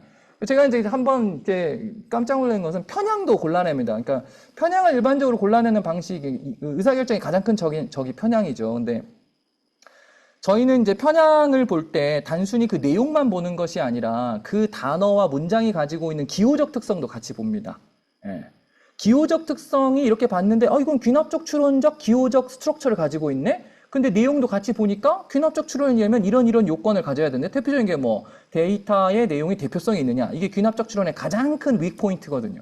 연역적 추론은 그것이 일반적인 상식에 도달한 대전제가 맞느냐 그리고 유추는 피상적인 구조가 아니라 내재적인 구조까지 비슷한 케이스냐 가추는 그와 비슷한 경험을 충분히 갖고 얘기하는 거냐 이게 이제 모든 추론이 가지고 있는 이미 정해진 위크 포인트들이 있습니다. 학계에서 정의한 그걸 그대로 얹었기 때문에 이걸 기호적으로 내용적으로 식별만 하면 이미 학계에서 정리된 크리티컬 퀘스천들이 자동적으로 나가는 거죠. 그럼 학생 입장에서 크게 틀리지 않게 좋은 피드백을 받을 수 있다. 저희가 이제 완벽하다고 이야기하는 자기는 못하겠지만 크게 틀리지 않게 굉장히 높은 수준의 학자들의 정리 내용을 자신의 피드백으로 받을 수 있는 상태에 도달하게 됩니다.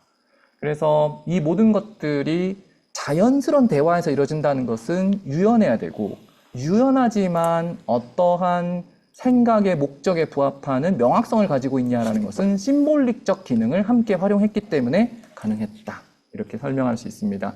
그래서 저희가 이것을 대화 엔진에만 이렇게 썼지만 아까 말씀하신 것처럼 AWS는 다른 용도로 심볼릭 방법을 사용을 하고 있죠. 그러니까 뉴로 심볼릭은 딱 정해진 어떤 용례가 있다기보단 제가 봤을 때는 하나의 그냥 방법론의 총칭입니다. 많이 공부해서 체득하는 패턴과 이미 합의된 규칙을 같이 쓰라는 거죠. 문법책이 있는데 뭐하러 유학을 가냐는 겁니다. 문법책 한번 보고 유학 가라는 거죠. 어려운 개념이 아니죠. 그렇죠? 그래서 이렇게 뉴로 심볼릭을 정리할 수 해보았습니다. 네, 혹시 여기까지 제가 한번 말씀을 드려봤는데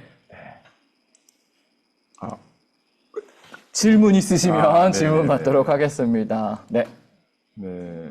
의사결정에 대해서 이런 제품을 만드시는 거잖아요. 네네. 의사결정이 아닌 다른 분야 또 적용이 가능한 건가요? 그렇죠. 예를 들어서 AI 영역 수많은 논문들이 쏟아져 나오는데 그거를 교수님 붙여서 전책을 만들어 주실 수가 없거든요. 지금. 그렇죠. 수학에 뭐 LLM 관련되는 과목이 있다.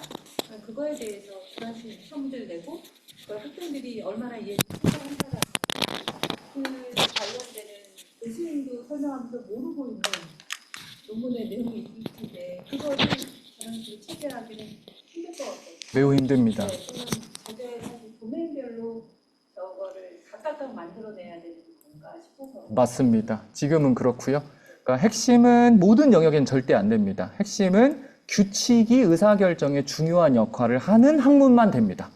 대표적으로 법률, 의료, 의사결정, 안전관리 네, 이런 영역은 누구의 창의성이나 어떠한 변동성이 중요한 게 아니라 룰에 의해서 의사결정이 명확히 이루어지니까 우리가 흔히 이야기하는 확률적 의사결정 성격보다는 디사이시브하고 디터미니스틱한 형태의 의사결정이 주로 이루어지는 영역에서 많이 이루어집니다.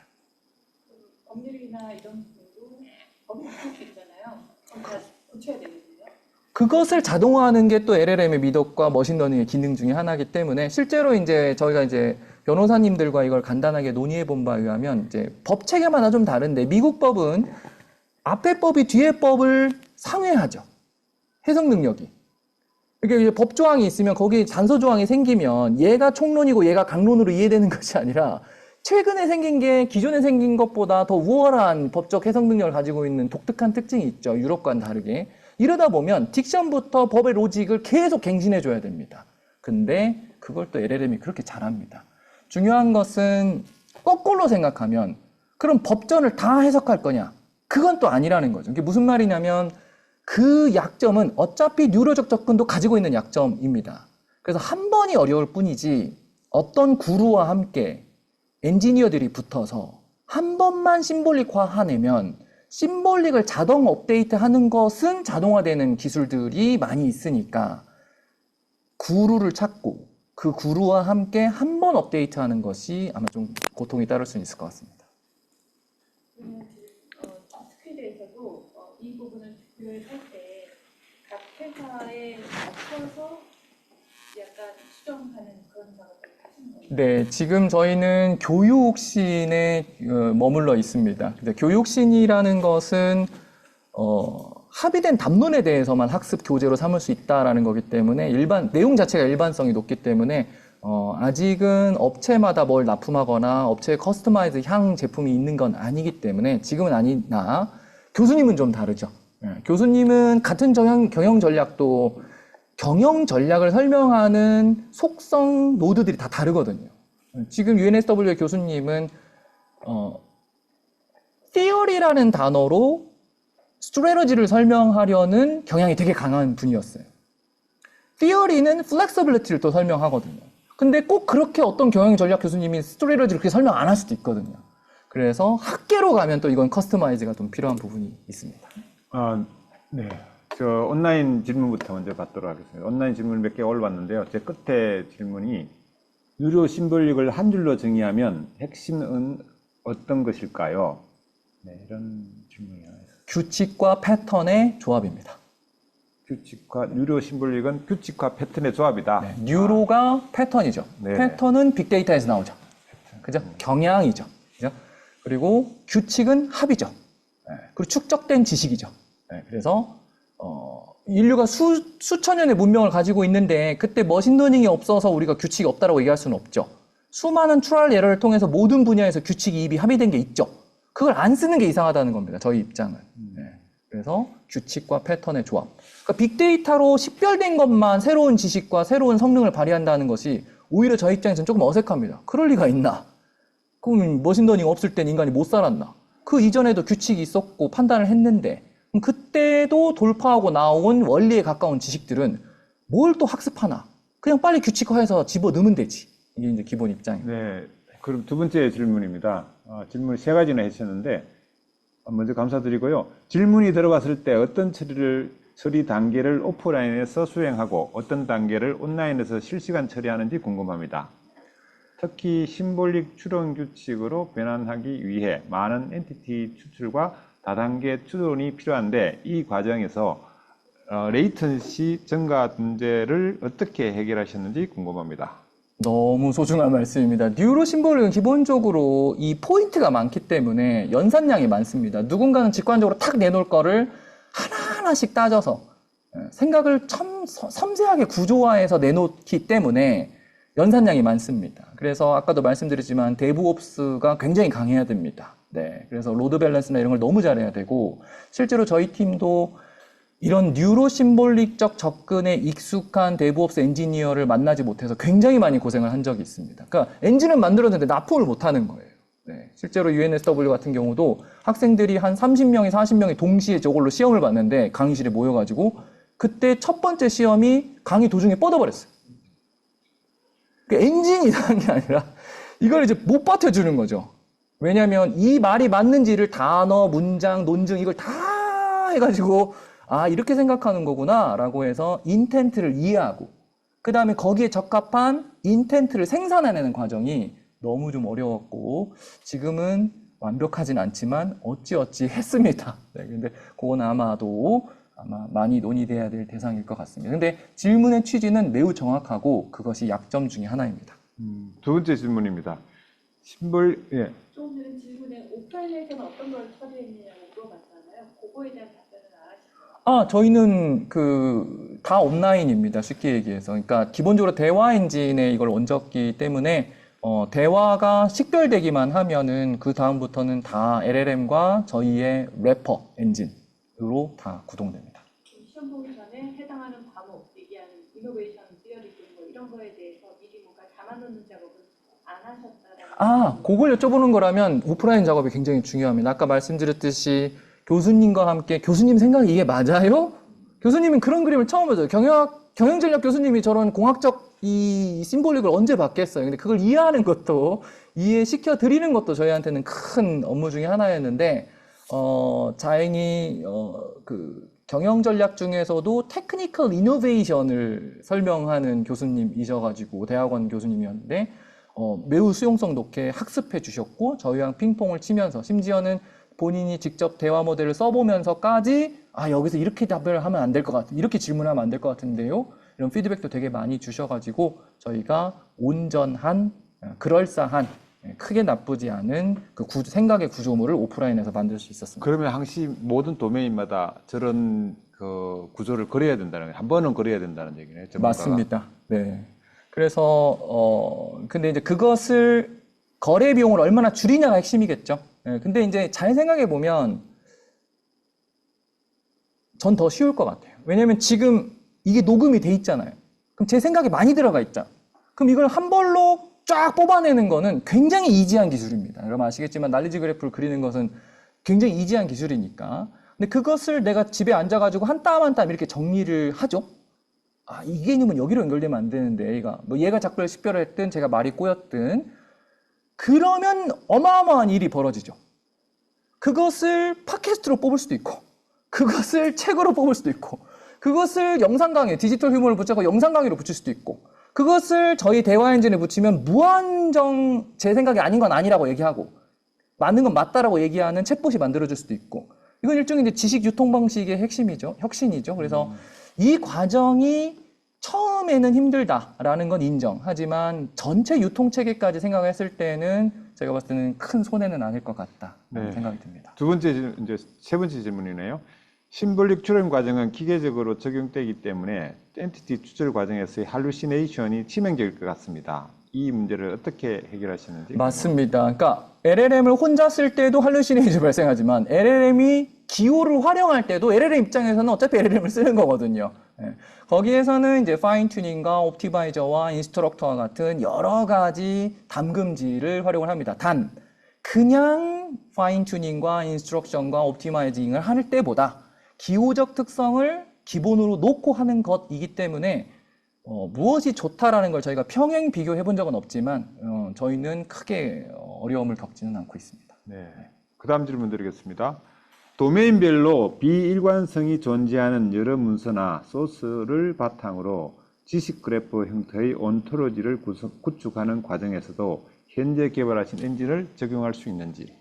말씀드린 대로 도메인별로 개발하는 게 제일 좋고요. 예, 그래서 도메인별로 거기에 있는 엑스퍼트들, 소수의 엑스퍼트들이 인정을 하게 되면 예를 들면 경제학적 담론과 심리학적 담론을 거대한 날리지 그래프를 한 번에 합친다든지 이제 그런 과정들이 너무 유연하게 이론적으로는 될 수 있기 때문에 그래서 도메인별로 해야 되는 노고는 있습니다. 단 경제학자 100만 명의 발화 데이터를 패턴으로 학습하는 것보다 낫지 않나? 저는 계속 그렇게 생각하는데 그거는 이제 각자 이제 목적에 따라서 또 효율성은 좀 다를 수 있을 것 같습니다.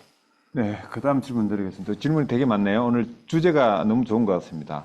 누리호 심볼릭 AI 기술이 상용화된 사례가 많이 있나요? 그리고 XAI도 비슷한 기술 같은데 누리호 심볼릭 AI와 하이브리드하는 시도도 있나요?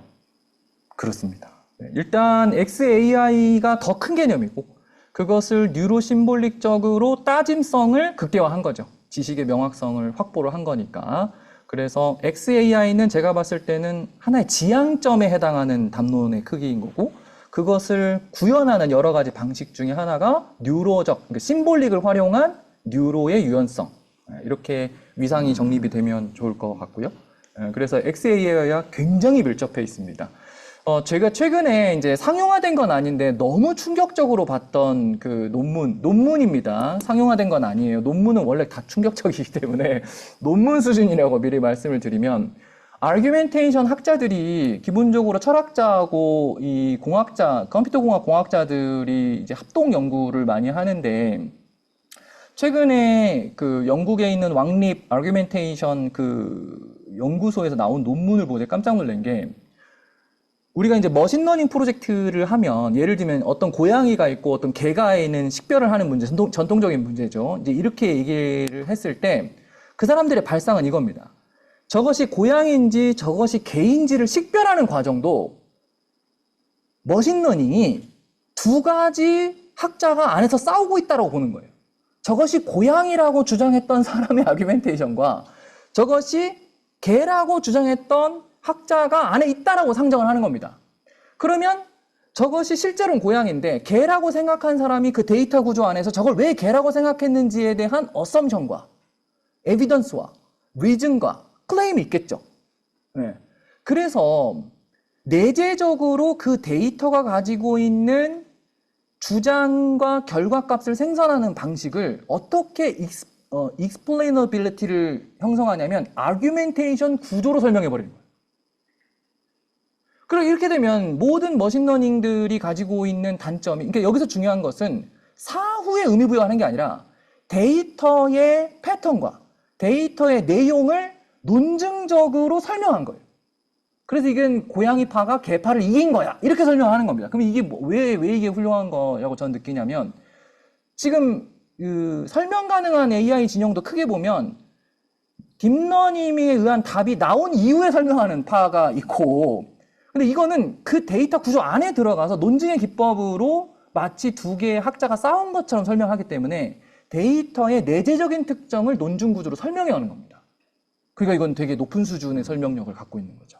네, 그래서 XAI와 거의 같은 개념입니다. 네, 이제 온라인상의 마지막 질문 같습니다. 현재까지 누리호 심볼릭 AI가 지향하는 목표는 온톨로지인가요?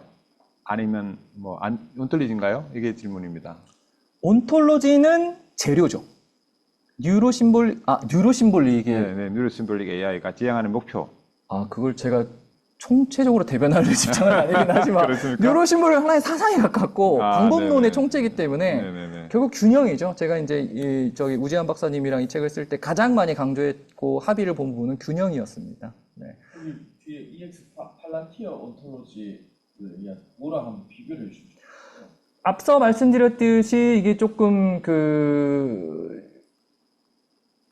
팔란티어는 정보 체계를 온톨로지로 만든 겁니다. 근데 정보만 가지고 의사결정을 하는 게 아니에요. 사람이 잘 보면 정보를 해석하는 과정으로 의사결정을 하죠.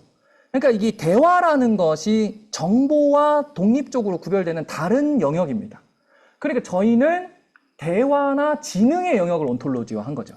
그러니까 온톨로지적인 기법을 사용한 건 비슷하지만 팔란티어는 정보를 온톨로지화한 거고 저희는 그 정보를 해석하고 티카티카하는 과정을 온톨로지화로 정리한 거기 때문에 언젠가 팔란티어에게 네, 이게 잘 맞길 바랍니다. 제가 좀 이게 좀 기초적인 질문, 우리 처음 들어오신 분들이 이제 우리가 이제 계속 온톨로지 하니까 온톨로지가 무엇을 의미하는 건지 아니면 온톨로지를 구축한다는 게 어떤 의미인지 간단하게 좀 이렇게 쉽게 한번 설명을 좀 부탁드리겠습니다. 사실 저는 아시겠지만 온톨로지라는 용어를 잘 사용하지 않습니다. 네, 그래서 왜냐면 온톨로지라는 단어 자체가 굉장히 모호하고 이게 저부터도 모든 설명책에서 딕션이 명확하지 않으면 그 단어를 잘 사용하지 않는 경향이 있기 때문에 오늘 네. 질문이 들어와서 제가 그걸 대체해서 사용할 뿐인 것이지 네네. 철학적으로 온톨로지는 존재를 의미하죠. 아, 이렇게 얘기하면 너무 이제 안드로메다로 가기 시작하는데 네네네. 그러면 그것이 사과라는 것을 사과라고 누가 정의한 거냐? 아니다. 그럼 사과의 특성은 뭐냐? 아니다. 그 사과라는 개념이 다른 개념들과 사용됐을 때의 관계에서 그 사과의 전제가 형성되는 거죠. 그러니까 그럼 온톨로지를 구축한다는 것은 어떤 의미입니까? 온톨로지를 구축한다는 것은 어떠한 방법론과 어떠한 형식에 구애받지 않고 지식의 가장 원형을 기록한다라는 겁니다. 그러니까 저희는 판단 방식의 가장 원형을 기록한다는 것이고 팔란티어는 어떤 지식이 가지고 있는 가장 원형을 기록하는 것이죠. 그럼 지식은 어떻게 구성되어 있냐? 노드와 노드라는 개념과 개념이 어떠한 설명체계에 의해서 만나면서 하나의 지식과 사상이 만나는 거죠. 그래서 이런 것들은 발화의 양이 많고 생각이 복잡할수록 거대한 생각의 구조물을 갖겠죠. 두 개 다 필요하겠는데요. 네? 두 개 다 필요하겠다. 어떤 거 말씀? 두 가지 다. 두 온톨로지 다. 네, 다 필요해요. 아, 네. 사실 우리 정인호 대표님께서 온톨로지에 굉장히 조예가 깊으신데 혹시 추가 설명은 정인호 대표님한테 네네. 네, 말씀. 제가 질문을 드릴 건데 질문이 지금 미리 나와가지고 네네네. 제가 이제 써보면은 제가 저도 이제 고민하는 건데요. 온톨로지를 쓰고 있어요. 그런데 왜 쓰냐 하면은 MIS나 ERP 시스템 같은 거 체계를 잡기 위해서 온톨로지를 쓰거든요. 그런데 제가 작업을 하다 보니까 그동안에 불명했던 논리라거나 추론이라거나 이런 것들은 온톨로지에다가 다 들어갈 수가 있어요. 그런데 이제 지금은 어떤 단계냐 하면은 온톨로지를 만들면은 온톨로지를 가지고서 프로그램이 만들어지거든요. 에이전트가 자동으로. 그래서 온톨로지를 잘 만들면 프로그램이 잘 만들어지는데 근데 이거를 제대로 만들기 위해서 그 다음에 온톨로지에다가 내가 무엇을 LLM에 물어봐야지 LLM이 온톨로지를 잘 만들어 줄 수가 있을까 하는 요 단계가 이제 지금 왔어요. 그런데 지금 그 뉴로 심볼릭이라는 것이 아까 규칙과 패턴이라고 그랬잖아요. 제가 이야기를 듣고 보니까 지금까지 제가 한 것은 LLM의 도움을 받아서 그 규칙을 온톨로지에 쌓기 위한 작업을 한 거예요. 그런데 지금서부터는 온톨로지를 더 잘 만들어야 되기 때문에 이제서부터는 LLM한테는 별로 도움을 받을 게 없어요. 왜 그러냐 하면 내가 무엇을 질문을 해야 될 건데 이것은 순전히 연역적인 거란 말이에요.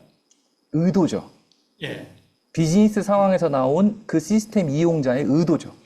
예. 그렇죠. 그래서 내가 온톨로지한테 어떤 단어와 어떤 맥락을 던져줘야 온톨로지가 LLM이 온톨로지를 잘 만들어 줄 것인가. 이거 한참 고민을 하고 있어요. 근데 이것은 이제 연역적인 건데 지금 강 대표님이 컨설팅을 많이 하셨으니까 제가 보기에는 이런 고민을 한 것이 기존에 이런 고민의 결과가 뭐냐 하면은 컨설팅 방법론인 것 같아요. 그렇죠. 정보화를 한다고 봤을 때는 정보화 전략 ISP가 있고 ISP라는 것은 그런 고민의 집합체라고 보거든요. 그러니까 결국은 내가 온톨로지를 더 잘 만들기 위해서 어떤 질문을 던지지 하는 것이 그런 문제를 찾기 위한 BPR이라거나 ISP라거나 PI 작업이라거나 아니면 같이 사슬이라거나 그런 데 녹아있는 메타데이터라고 생각이 이제 들어요. 그래서 오늘 강의를 세미나를 듣다 보니까 이 규칙과 패턴이라는 것이 그러면은 LLM한테 그동안 많이 배운 것들은 LLM 학습한 규칙을 우리가 온톨로지에다가 쌓는 거고 그러면은 온톨로지를 잘 만들면 프로그램이 자동이 생성이 되는데 지금서부터는 지금까지 상태가 뭐냐 하면 그래도 쓸만한 프로그램을 만들기는 쉽지가 않아요. 그러면 이걸 정확하기 위해서는 질문을 정확하게 던져야 되는데 온톨로지 LLM한테 질문을 하면 온톨로지를 만들어 주거든요. 이제서부터는 이제 온톨로지를 더 잘 만들기 위한 것이 필요한데 이게 이제 가이드라인이 없는 거예요. 그래서 저는 이거를 갖다가 뉴로 심볼릭으로 해서 풀어야 되지 않을까 그런 것 같습니다. 예. 네. 우리 질문해도 됩니까? 네, 질문하십시오. 지금 이제 제가 오늘 들어보니까요. 옛날에 AI 배웠을 때 생각이 나네요. 룰 베이스드 시스템이나 이제 프레임 베이스드 그다음에 이제 시멘틱 네트워크 이런 것들 많이 맞습니다. 전에 네. 배웠었잖아요.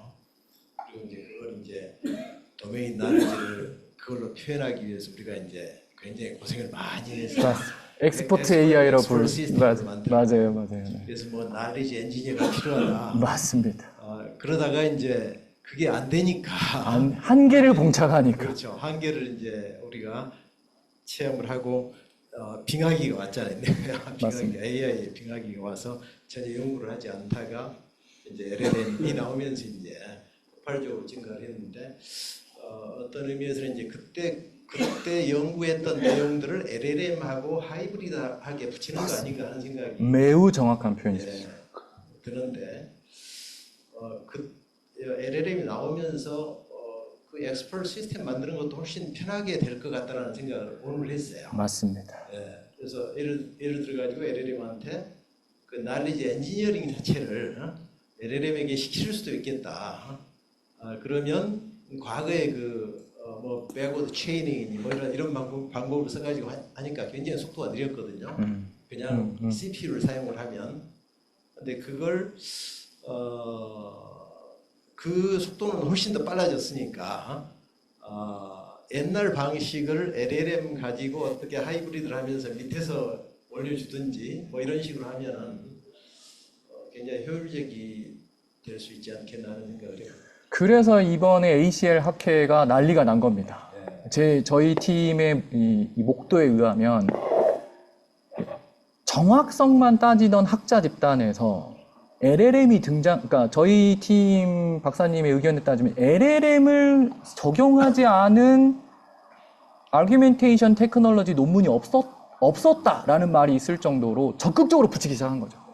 그래서 일종의 신구의 조합 같기도 하고 드디어 이제 대융합의 시대가 온 거 아닌가. 왜냐하면 지식과 규칙은 인간의 증거를 만드는 중요한 양대축이기 때문에 그래서 너무 지식과 패턴, 그러니까 너무 패턴 중심으로만 우리가 LLM을 통해서 인공지능을 이해했기 때문에 패턴이 모든 담론에 높은 수준이 있을 것 같지만 옆에 규칙이 있다라는 거를 같이 알면 너무 좋지 않을까 그런 취지에서 말씀드려봤습니다. 과거에는 규칙을 굉장히 사람 머릿속으로 찾아냈잖아요. 맞습니다. 나리지 엔지니어라고 하는데 그리고 패턴 찾아내기는 숨어있는 패턴 찾아내기는 굉장히 어려웠는데 맞습니다. 그걸 이제 뉴럴 네트워크나 이런 걸로 굉장히 쉽게 찾아낼 수 있고 맞습니다. 그리고 과거에 시간이 많이 걸렸던 것들을 요즘에는 CPU가 굉장히 또 GPU가 아니라 그때는 CPU가 필요하니까 네네. CPU가 많이 발전해서 네. 과거에 불가능하다고 그때 이제 엑스퍼트 시스템을 만들 때 불가능하다고 생각했던 그런 것들이 이걸 리디짓하면 다시 이걸 끌고 와서 새로운 기술들을 접합을 하면 가능해질지 모르겠다라는 생각을. 네. 그래서 이제 주제 넣게 말씀을 드리면 ACL 학회가 2025년 이제 한 2주 전에 끝났는데 거기가 가장 첨단화된 영역이라고 볼 수 있거든요. 신구가 만나는. 저는 오히려 이제 그 영국에서 이제 진행이 됐는데 미국은 너무 뉴로 중심이란 말이에요, 지금. 근데 영국은 원래 심볼릭에 강했죠. 뭐 인공지능의 아버지가 그 나라에서 나왔으니까. 근데 이 심볼릭에 강하던 사람들이 뉴로를 만나니까 엄청난 지금 흥분 상태에 있거든요. 그러니까 그게 2주 전 얘기 확인된 바에, 그러면 그 흥분과 그 깨달음이 우리나라에도 빨리 좀 전파가 됐으면 좋겠다. 그래서 너무 뉴로 중심, 빅데이터, GPU 몇 장, 이런 담론에 너무 빨리 가니까.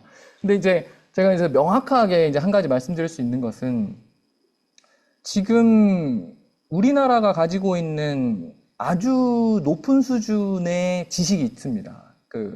고도 성장기를 가져오면서 만들어낸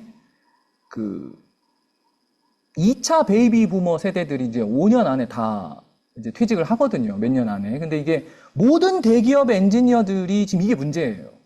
실제로 저는 매우 안쪽 의사결정자들과 함께 이제 이야기를 해본 적이 있는데, 그 사람들을 충원할 생각이 없어요. 그러니까 그분들은 베이비 부머 세대와 함께 7, 80년대 고도 성장기를 만들어서 0에서 1을 만든 높은 수준의 안목지를 가지고 있는 엄청난 국가적 자산이란 말이죠. 근데 그것을 다시 채울 생각이 없어요. 그러면 이게 어디로 연결이 되냐면, 그 사람들의 안목지를 어떻게 인공지능이 학습시킬 거냐, 아니면 그냥 집에 보낼 거냐. 이제 이 문제가 지금 제가 봤을 땐 국가적으로 굉장히 큰 어젠다입니다. 실제로 삼성전자도 이런 프로젝트를 크게 했고, LG전자도 지금 하고 있고, 큰 국제과제를 하고 있고, 일본의 SK CNC가 SK AI로 사명을 개명하면서 대표적으로 나온 서비스가 SK 명장이라는 서비스입니다. SK 명장이 뭐냐? 정확하게 엔지니어의 안목지를 어떻게 기존의 정보지와 합쳐서 고급 논증과 데이터베이스 체계를 만들 것이냐. 그분들 다 집에 가면 너무 국가적인 소실이잖아요. 거기에 이제 형식지가 들어가는 겁니다. 그러니까 그분들의 안목지를 어떻게든 기호적으로 대화 엔진을 기반으로 추출해서 있는 정보지와 합친다는 것은 안목지와 정보지와 논리지가 합쳐진다는 거죠. 네. 그래서 제가 봤을 때는 지금 이런 식으로 방향을 잡아야 실제 산업이 움직이고 있고, 이런 식으로 잡아야 이제 균형 잡힌 AI가 나오는 거지. GPU 몇만 장, 이 담론은 기본적으로 인공지능은 데이터다라는 거대 어썸션을 기반으로 하고 있는데, 그게 꼭 아닐 수도 있거든요. 네. 그래서 그렇게 생각을 하면 좋지 않을까라는 마음으로. 한편으로는 이제 우리 LLM이 굉장히 빨리 발전을 하고, 거기에 이제 COT라든지 이런 것들이 막 들어가잖아요. 네네. 그러면서 그런 걸 커버하지 않을까요?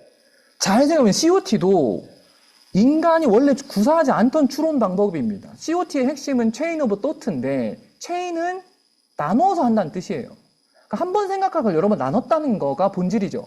나누어서 생각한다는 거는 근본적인 추론의 종류를 형성하지 않습니다. 그러니까 그 COT는 형식논리 입장에서, 제가 형식논리 진영을 전체 다 배열하지는 못하지만 제 얕은 지식으로는 COT는 추론의 종류가 아니에요. 그냥 한 번 연산할 걸 여러 번 연산한 거죠. 나누어서 식별 가능성을 높인 겁니다. 지로샷으로 갈 거를 인터벌을 둔 거예요. 마일스톤을 둔 거죠. COT를 하는 과정에 이런 룰이나 이런 개념들을 이제 여기다 포함시키면 그게 하이브리드가 될 것 같다는. 맞습니다. 그건 맞습니다. 그러니까 이제 COT가 하더라도 명확한 암묵지를 기호화한 어떤 심볼릭 체계를 대전제로 삼으면 연역 추론이 되는 것이고, 데이터의 패턴을 보면 COT를 하더라도 균합 추론이 되는 것이고, 그렇다라는 겁니다. 네, 하여튼 자, 질문 또 이어가겠습니다. 마지막 질문인데요. 이 마지막 질문일지 또 올지 모르겠지만, 의사결정을 할 때 틀 안에서 의사결정하는 것보다 직감에 따른 의사결정을 한다는 얘기도 있는데요. 여기에는 운에 맡기는 찍기가 아니라 틀을 깨뜨리는 관점의 전환, 어느 순간 깨달음과 같은 메커니즘이 작동한 것으로 보이는데, 복합적이기는 하지만 12셀 사고 영역은 어느 카테고리로 봐야 할까요? 이게 좀 질문이 애매하긴 한데 답이 가능할까요? 일단 직관과 아웃 오브 박스 띵킹은 아규멘테이션의 영역은 아닙니다. 그래서 제가 아까 말씀드렸듯이 아규멘테이션이라도 일단 잘 장착을 하고, 결국은 인간은 추론을 하는데, 추론은 대전제와 결론으로 구성이 돼 있죠. 근데 이 대전제와 결론의 사이가 우연이냐, 개연이냐, 필연이냐. 결국 이걸 따지는 문제인데, 아웃 오브 박스 띵킹들은 거의 개연도 아닌, 거의 우연에 가까운 상태에서 의사결정을 하는 방식들입니다. 그러니까 추론의 영역을 벗어난 것들이에요. 그래서 저의 설계 안에서는 담당하지 못하는 영역입니다. 근데 다만 이렇게 개념을 잡아가다 보면 이제 그런 것들도 규칙을 잡을 수 있지 않을까. 예. 근데 논증에서도 아웃 오브 박스 띵킹이라고 식별되는 것들이 있습니다. 대부분 이제 우리가 고급 논증 사고를 하다 보면 허를 찔린다라는 표현을 많이 쓰잖아요. 그게 이제 논증적으로 보면 주로 거의 제가 봤을 때는 어떤 경우냐면 어썸션을 공격당하는 경우예요. 어썸션은 대부분의 논증 구조에서 현시되지 않아요. 밖으로 드러나지 않습니다. 그러니까 나만 그렇게 전제하고 그렇게 얘기하고 있었던 거죠. 근데 상대방이 제가 얘기하는 reason, evidence, claim 다 말이 되는데 왜 나한테 와닿지 않지? 하다가 쟤랑 나랑 지금 가장 밑에 있는 어썸션이 다른 거네 라고 식별하는 순간 그 어썸션을 공격하는 질문을 할 수 있거든요. 그러면 그게 마치 아웃 오브 박스 띵킹처럼 공격받은 것처럼 보일 때가 있습니다. 네, 이런 형태는 우리가 아웃 오브 박스 띵킹. 아웃 오브 박스 띵킹은 논증적으로 얘기하면 어썸션을 자유자재로 바꾸는 거죠. 네, 온라인 그 질문, 오프라인 질문은 좀 이따가 하시고요. 네, 그 온라인 질문 여기까지 지금 다 들어봤는데 혹시 추가 질문 있을까요? 없으면 온라인 그 토론은 여기서 마치도록 하겠습니다. 혹시 있으면 말씀하시고요.